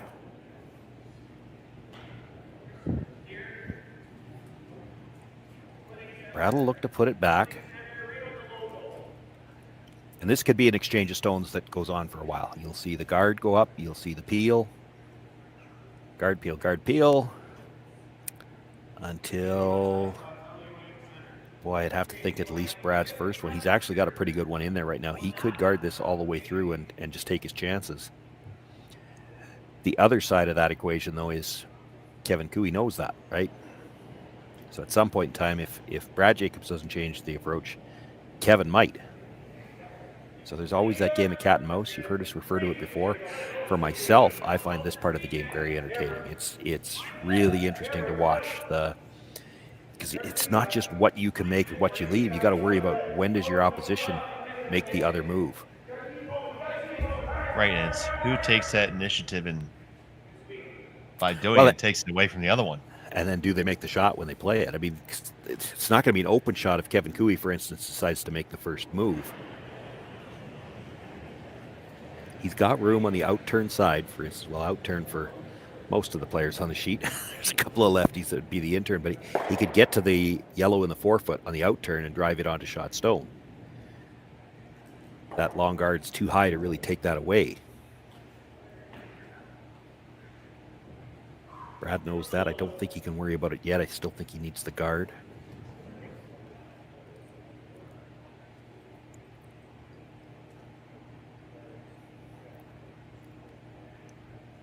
And this is part of the reason why he's looking to get the guard a little wider as well, because if you line the guards up and Kevin ever plays that shot, you've got no way to get one buried because everything's in a line. That Yellowstone's going to be on the button. You're in trouble. You get this guard a little bit wider, and then even if Kevin switches gears, plays that shot, you can come around this guard to get to a good-sized piece of the button, still be buried.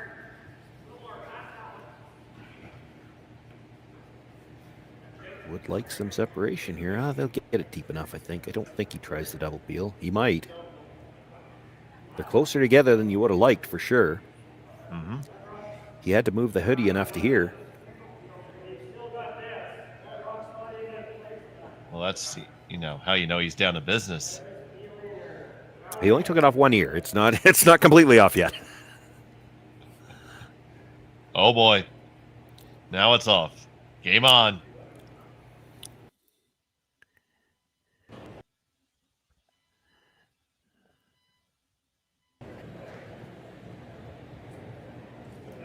In the end, they decide to just peel the guard. Take just a single peel there, so Jacobs he's going to go again. There's a couple of things that just happened, though. You just had the conversation about playing that out-turn shot. And so now, in Brad's mind, more than likely, he knows we make this guard, he's playing that shot.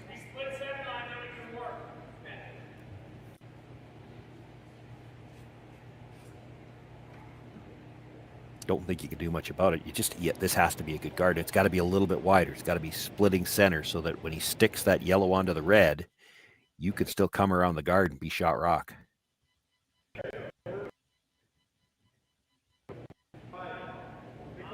They're both standing straight up here. Well, the last one was a little long. It's not uncommon for somebody to perhaps overcompensate. This is going to be deep. Trying to carve it a little bit. If he could overlap the yellow, he might get away with it. It took a little spin at the end. It is really close to overlapping. I don't think you can take it directly on there. Oh, boy. I think you can. Oh, boy. Just. Indeed. Well, and you know what? If you ever hit it right on the nose and lost the yellow one, that's not the end of the world either, because then he's got the shot rocks around it. He's got the little angle on the outside, and he's got the straight back again. But I think you could get it just by the yellow and clip out the shot stone. And then the only guard that Brad Jacobs has to work with is the really long one that's in front of two yellows staggered in the rings. It's pretty tough to bury anything on that.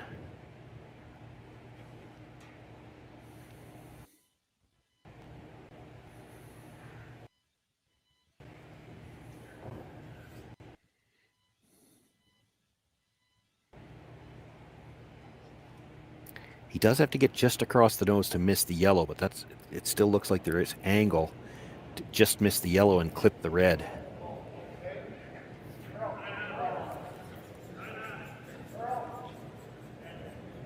So coming on down, this needs to curl up a good deal.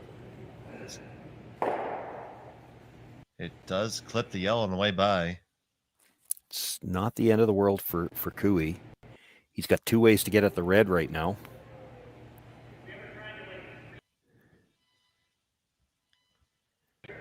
Gives him another bullet in the chamber. Yep. Brad would love to freeze the inside corner of that yellow, and I think, I'm with him. I think you have to throw the out turn to do it. You just, by the time you're by that stone in the 12-foot with the in turn, you'd over curl.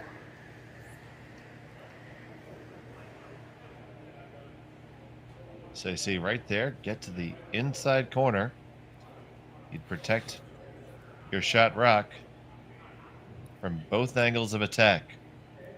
Just the one, actually. He's got to get to the inside. He's got to take away the run back on the one in the 12-foot. I mean, it's still probably going to be there, but it's too risky to play because if you ever hit it on the one Brad's about to throw, you'd kill the yellow and leave both reds there.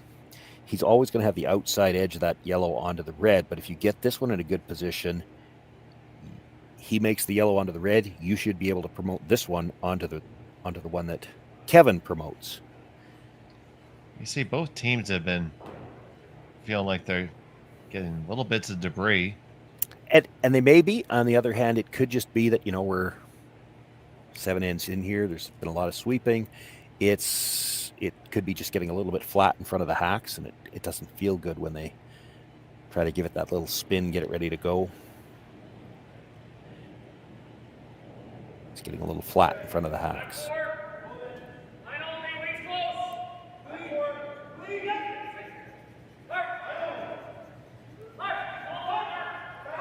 So here's Jacobs. Yeah, he's going to get by. He is by the guard, no problem. Can he get all the way up to where he wants to be? Gets just a little rub on it. Makes his stone all the more accessible. Yeah, I got to tell you, you're playing fast and loose with the phrase "no problem." That was tight by the guard. I had never had a doubt.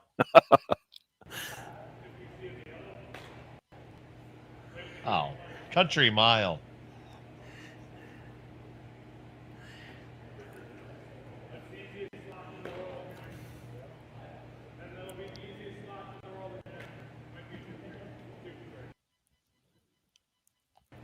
So if you're Cooey here, do you ever just kill both of these? Can you do that? Well, you'd love to if you could. I'm just not sure that you can. The guard, it's a long guard, but it's in the way of any kind of full weight hit.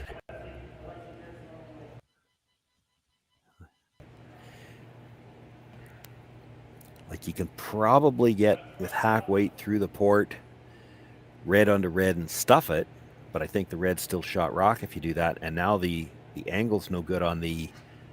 He's talking about peeling the guard. That's not a bad call either. Like what is Brad? He's probably guarding again though. That doesn't help you.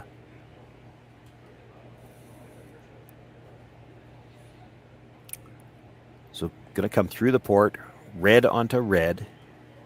I don't think the second one's going very far, and the out turn yellow onto the red, it's going to be gone now because the red's going to be higher than the yellow. But you're going to have your shooter to run back. Again, quiet weight.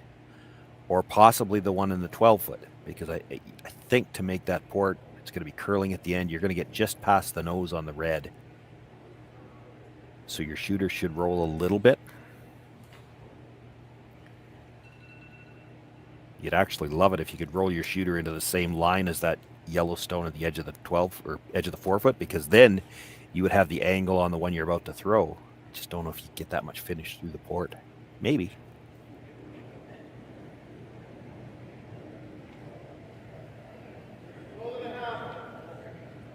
So here's Cooey.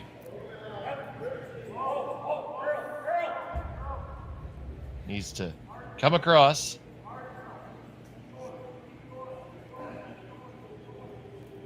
Get them both moving.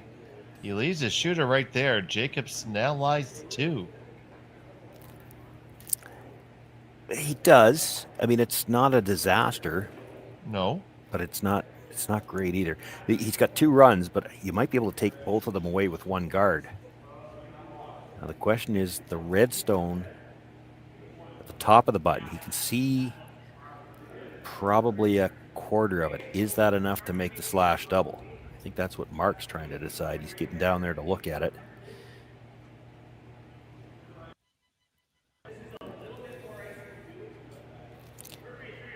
Like if he hit what he could see of that red, it's definitely going into the other red. Is there any chance it spins out? And Mark is trying to convince himself, I think as much as everybody else, that it was just dead stuff there. And if it does, then you guard the runs.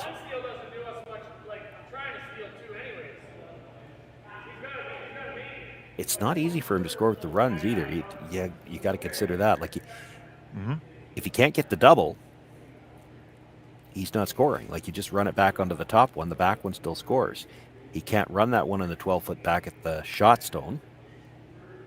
It's hard to get at the other one. I don't know if he's got a shot for two, except perhaps for that quarter rock slash, if it goes. That's a big if for sure. Well, it is, but when you're down one here and a force is okay, do you want to leave him that shot and wait to find out? I mean, there's a chance he gives you a steal at two if he tries it, because he could just go by everything, or rub the first one. So he's electing to guard the runs here. The other thing is Kevin could elect to run the long red guard right back, nose hit the guard, clip the one at the top of the 8-foot, and that's maybe how the other way to double the reds. You hit that one on the 8-foot on the S3 logo side of it, and it's hard to do that directly. It's going to be impossible if this guard's in the right spot. Trying to manage it right into the correct spot. And it settles pretty well. They wanted it as long as possible because they're worried that Kevin runs something into that yellow, which, I mean, he still might do. It's just a little tougher when it's that much farther.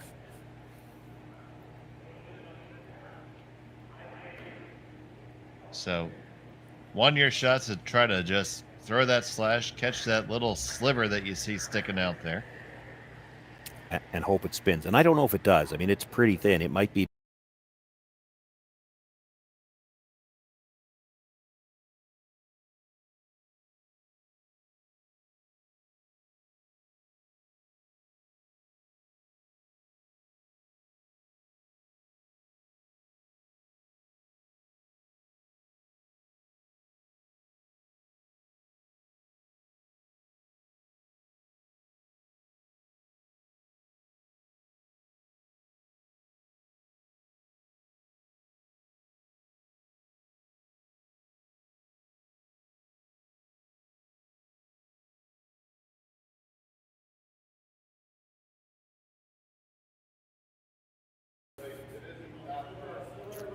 Yeah, I don't think the draw's there.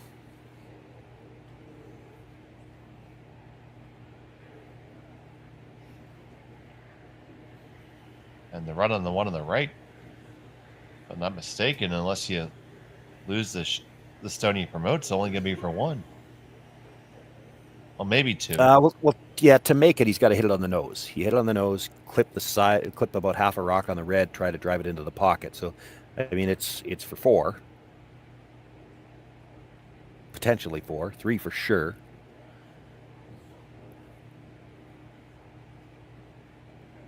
I'm a little surprised he didn't look harder at the little slash. There's 18 feet here between the rock he's trying to hit and the second rock he needs to hit fairly precisely.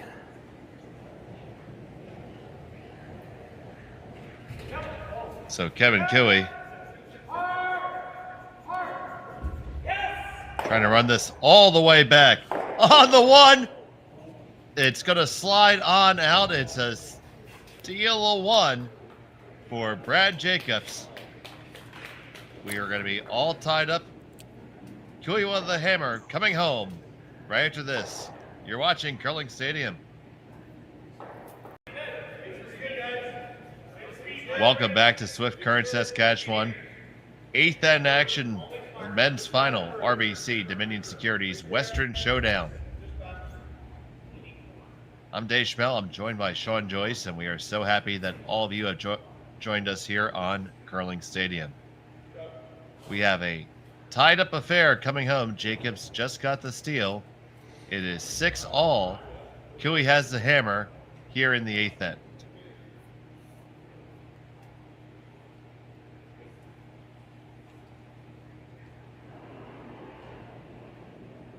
And Shawn, that was really set up very patiently by Brad Jacobs there. Well, it was, but I mean, he had to be, right? You can't really force the issue when you're trying to steal. You got to it doesn't really matter if you're sitting one at the start of the end. You've got to be sitting one at the end.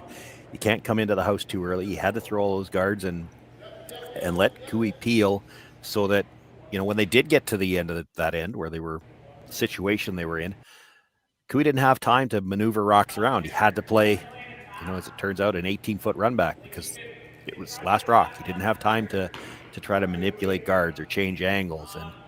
And that's the thing. All these guys are so good. You have to take your chances, be patient, just let them waste a few rocks peeling guards, and then you have to make a good one when you have time, when you get the chance to do it, because you're not going to get a lot of chances yourself. And it's going to be the same thing here. He needs to steal one here. It was that very, very long run attempt for Kevin Cooey, which was so close to making it. Yeah, made it well enough that he's tied up going home. He's got last rock again, and it is tough to steal two ends in a row. One more look at it.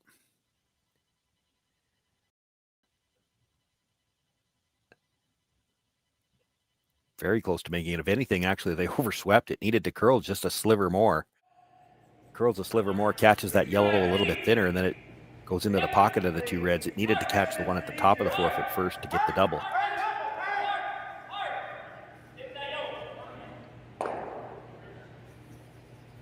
So Jacobs playing the tap back on the Cooey rock.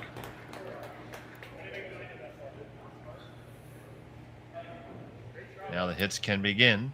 Yeah, but that's probably the shot that Jacobs had to play. It's easier to do that than it is to try to come around both of those yellows. So you tap that to the back and you set something up for later. But again, the peels are going to start now, and you're only going to, when you get a chance later, you're only going to get one chance. And it's not going to be as good now. That removed a couple of them for sure. It does take away the outturn side.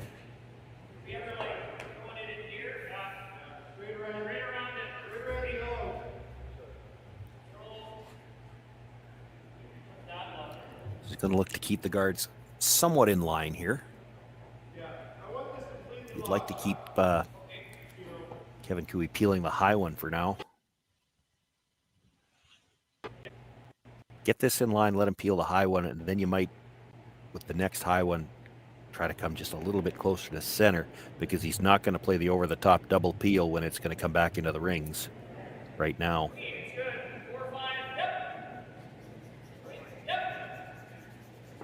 He's got nothing else to work with at the end. They'll come around that yellow at the top, the 8-foot.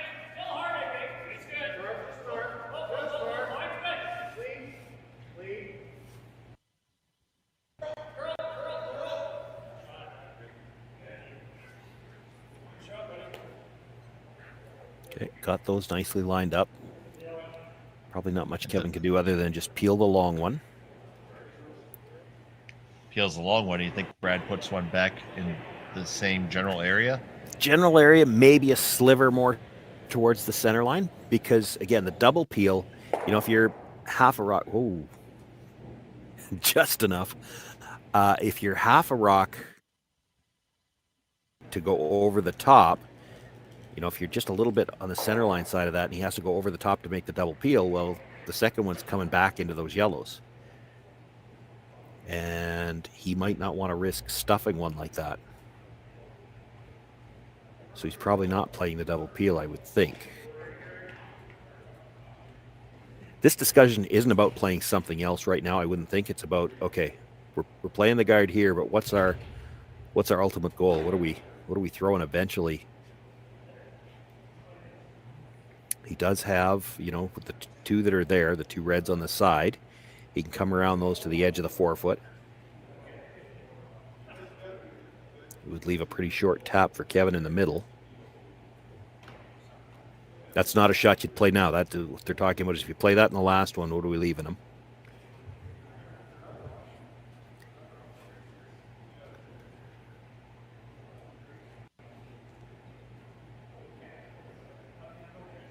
I don't think there's any chance they're not throwing the guard on this one.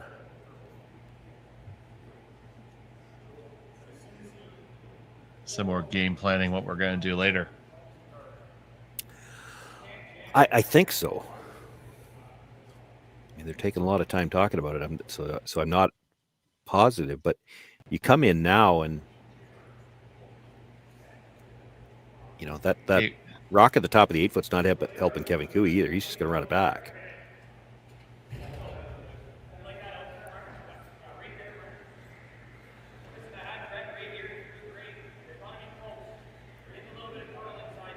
So yeah, looks like they're just going to throw the guard for now. And I wouldn't be surprised if they threw 2 more guards. I don't think there's any chance Kevin Cooey's coming in first.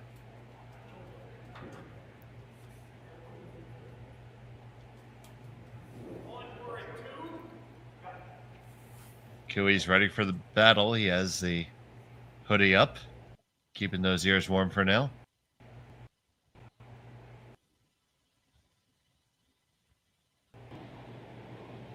So here's the first from Kennedy.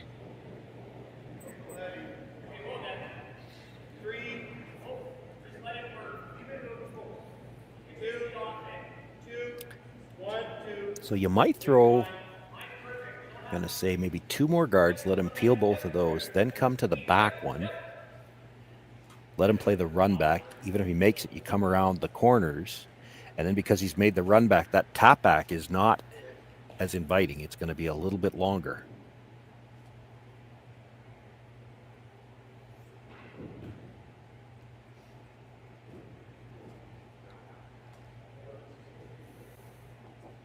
Looks like just going for the straight peel.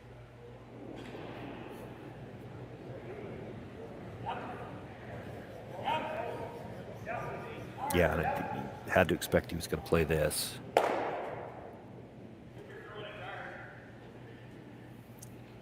I think you could throw 1 more guard and expect him to peel it 1 more time. Again, I don't think he's coming in first. Then you come around the stone. I'm just basing this off of all the shot options that they discussed. You come around the stone at the top of the 8 foot with Brad's first one. Come to the back 8 foot rock. Let him run the 8 foot stone back. And then you come around those 2 reds to the corner of the button. You'd be shot rock off that, and now because you played the run back on the yellow on the first one, he's got a much, if he wants to play the tap, it's a longer tap, or he's got to come around it to play the draw.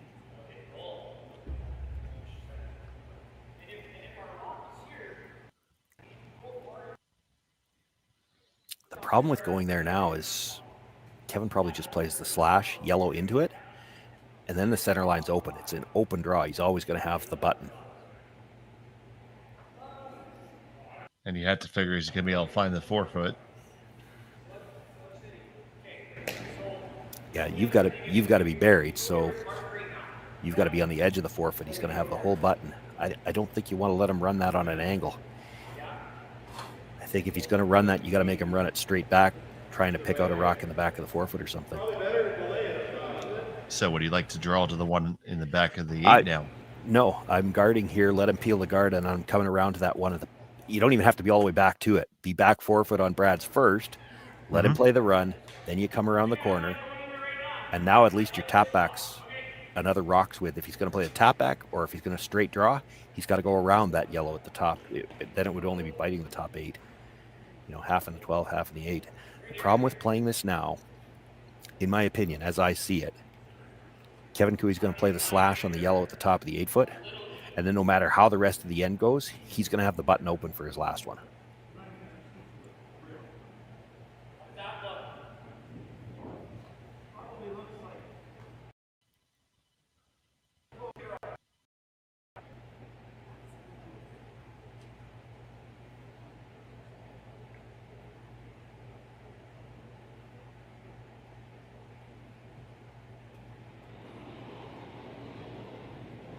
So Jacobs asking Kennedy to come on in right now.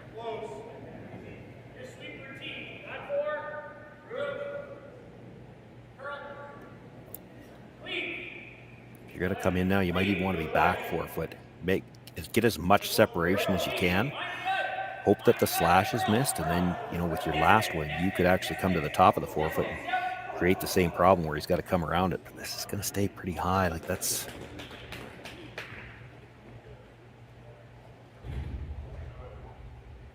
sits there on the tee line. Can't get it directly, but very accessible from the slash.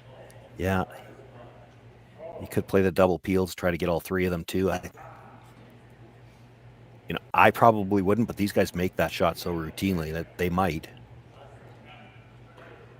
I do not make that shot so routinely, but the slash looks pretty easy. It's quarter rock. You're not missing it. Half might even make contact. You don't really have to stay there.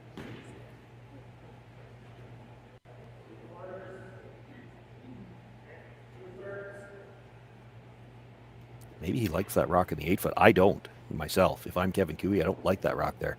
I want the open path to the button if I can get it.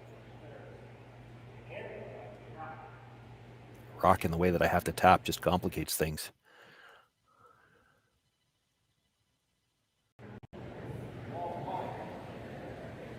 So, Sluchinski. Martin trying to work it over. You just get the top one.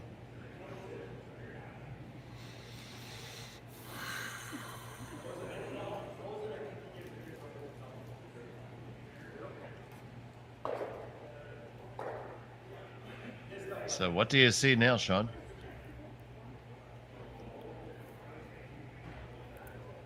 Well, I mean, if you're worried about the slash, which I am. You could tap that stone and roll maybe a rock's width over, maybe? Yeah, maybe. It's hard to steal without a guard. I'm just wondering if you split center with a guard right now, what does Kevin Cooey do?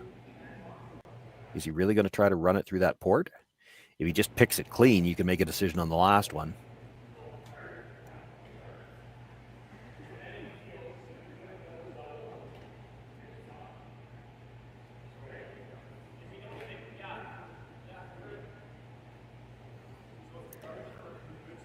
If he hit that, I can't imagine he wouldn't play the double again.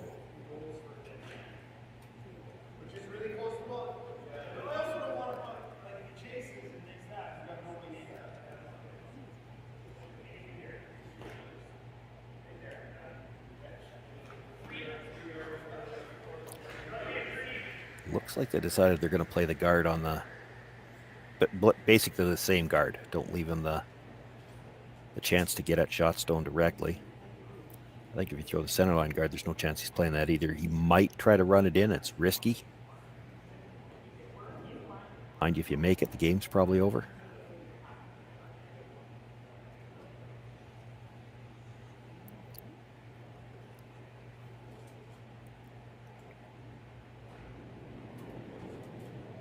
So Brad Jacobs with his first.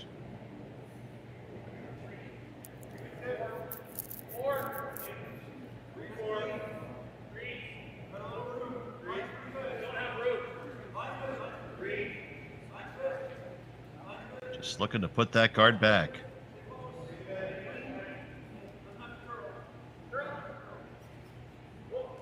Sails down and it stops very high, but in the way.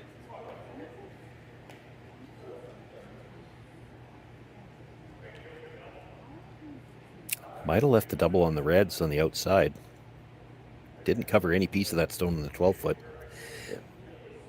Mind you, if you're Brad Jacobs, you'd probably give him that because you've got a guard that's covering a little bit more of the 4-foot. If he makes that double, you could draw in.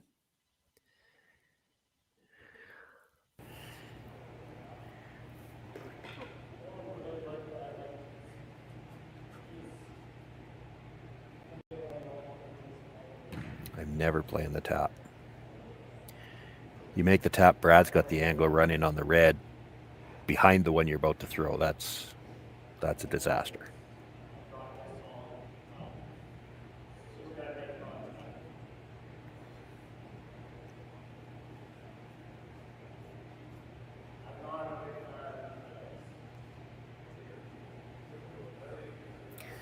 I like either the double or the slash, and the double's not without risk too, but now the slash seems like a good idea just because you can remove the stone that's there and you're likely going to make sure that you have a draw path because Brad's going to have to play something else in. Yeah, that's what I'm seeing. But I got to think the reason they're leaving that yellow there is they're comfortable tapping it or maybe promoting it with the last one. It certainly keeps Brad from trying to get anything in the button area because it's such a short run.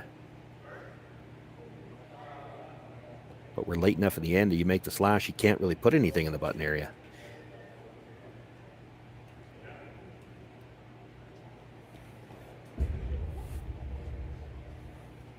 If the slash is made and even everything spills, so what's Brad do? Freeze to the one in the back? Draw underneath over the 4 foot? Well, I'd draw to the edge of the 4 foot. Yeah, he'd put one back there and just, but Kevin would have the open draw, right? Right. He's even talking about a draw. There's no chance you're drawing on this one, I don't think.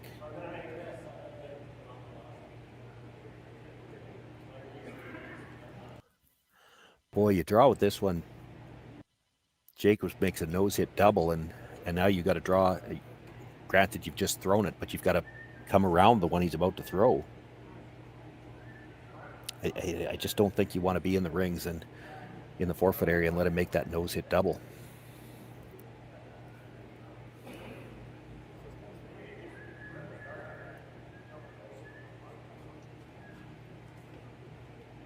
I don't think I've seen them reference the slash once. No.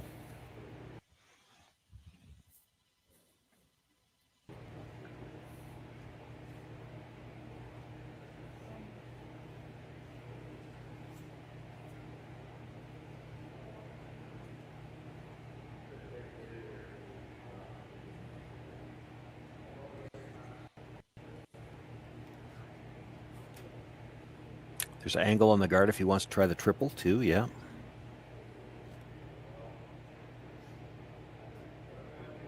Some danger with that. I mean, if you ever tried to run it over the top, and I mean, you could always dead stuff it and make it better. But with the weight he's going to throw if he plays that you'd have to be a little bit unlucky.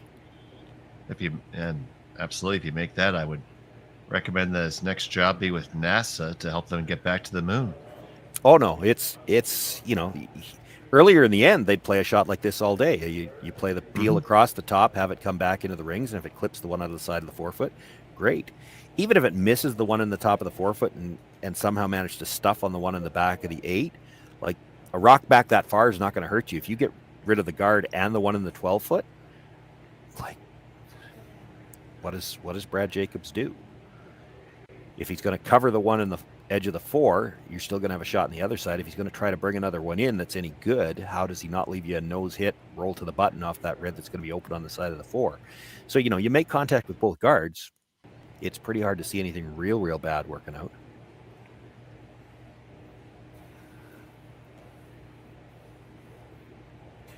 Talking again about the tap and also He talk about coming down to the red there. Yeah, he was talking about the corner freeze, saying then no matter what Jacobs makes, he can play the tap even if he has to make it as a run back. You get shot rock drawing to the corner of that redstone, Brad's probably got to come around the yellow. The problem occurs if you don't get right on the corner, because Brad's still got the angle run on that red. That red is fully exposed in the 12 foot. So you just come into the button area, for instance, he can run onto it. Sit 2, and now your run back might not be as good, because if you can't roll out, a run back option where you don't necessarily have to stay because you got that rock at the back of the 8 foot, that's good. A run back option where you absolutely have to dead stick it, not as good.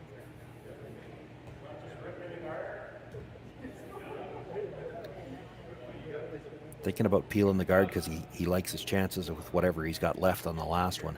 You peel the guard, Brad probably has to put it back, and then you're making this same decision, but it's a shot for the win. And you still could play the slash at that point in time, although that would be a little riskier. Because there is a chance with the slash that you catch the red one thin, come back, clip the yellow at the back of the 8 foot, and everything rolls out. You do it on your first shot, that doesn't matter. He's going to play the guard, and it doesn't look to me like they're playing a straight peel. This looks like they're trying to get the triple on the reds, even if you just get the double.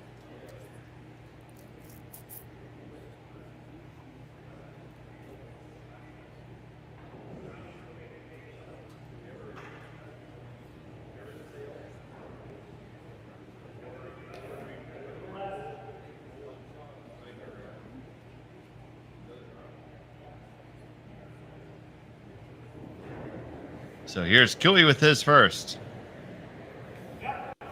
Taking a run at the guard here. Martin on it. Peel it. Shoots it just by the one on the top. Okay, Mr. Jacobs, your move.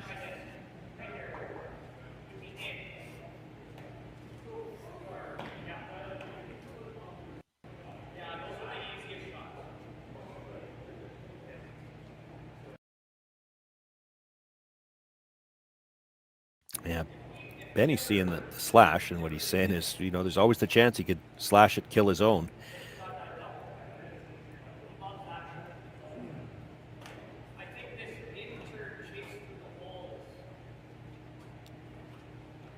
They're talking about hitting the yellow just because there's too many options off the yellow.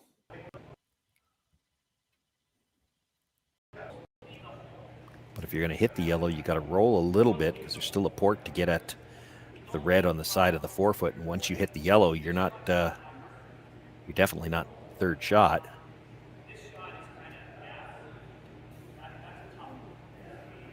Make the double on the yellow straight back, and then if Kevin makes the port, he's got to stick it.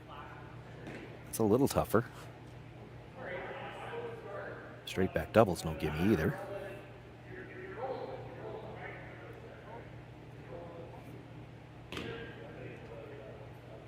So you see Benny wants to remove that and just basically guard it and give Kevin the forefoot.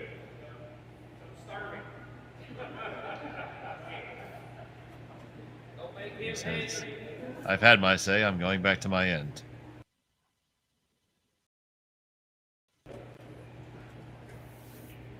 It's not the tap they're worried about, it's the slash. Oh, yeah.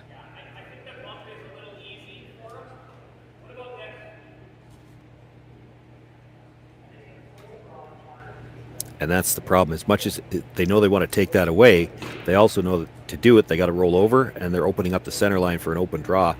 I don't know what else you got, though. I mean, unless you could find a way to come in. Could you draw underneath of the stone in the 8-foot? That's what I'm looking at. I don't even know if you need to be underneath it. Like, if you're full 4-foot, just edge to edge with it, that might not be bad. If you just hook it a little bit, on... I don't even want to hook it, because then he's going to play the slash double. Right. But edge to edge with it, coming around from the wide intern, edge to edge, full 4-foot. Wouldn't be that's bad. An option. Wouldn't be bad. No.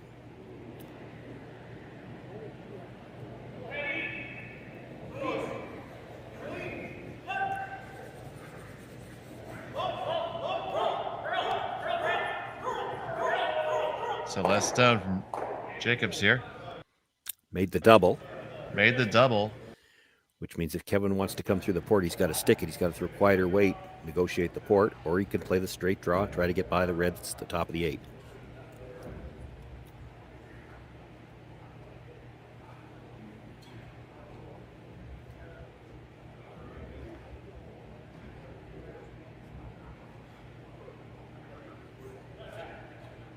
Doesn't have to throw a lot of weight to make the port either. He's just throwing, back 8-foot.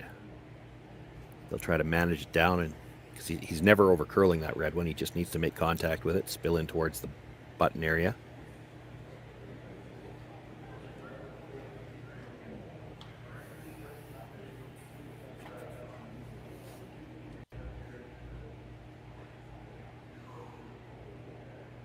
But I'll tell you what, in my opinion, this is still a harder shot than he would have had to throw if he makes the slash at any point in this end.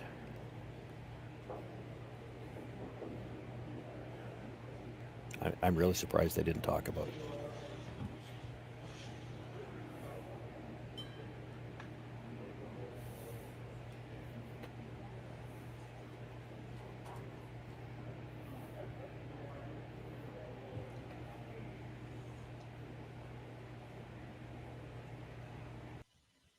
So Kevin Cooey settles in. It's a final stone of the 8th end. Needs to sit shot at the end of this to win the RBC Dominion Securities Western Showdown. It's got to curl. It's still on the red stone at the top of the 8-foot right now. Martin trying to get it over. You had to curl all the way. You wicked. Does it stick? Oh, and it still does. And rubs in just right for Kevin Cooey. The wiki-tiki win. Absolutely. Take another look at this, Shawn.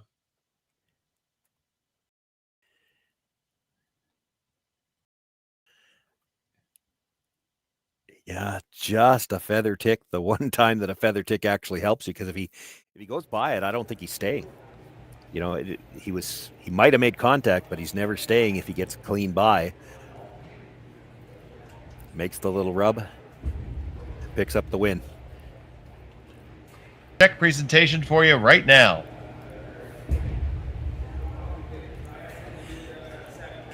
So there you see the RBC Dominion Securities check being presented to Team Cooey.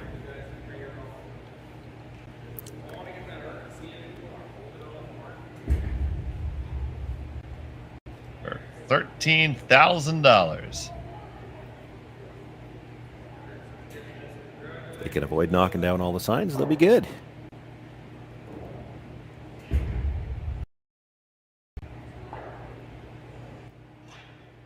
If I'm not mistaken, first event win for this lineup, so that'll really help them going into playdown season, even going into that next Grand Slam. And it was a great week of competition on both sides, both the men's and women's, and it was great to be able to bring it all here on Curling Stadium, and we're so happy to have so many people join us this weekend. If you haven't subscribed yet, please do. We'll be with you throughout the season and hopefully far into the future. So from the RBC Dominion Securities Western Showdown, for Shawn, Joyce, Connor Sims, Jerry Gertz, and our entire Curling Zone team, I'm Dave Schmel. Thank you so much for watching.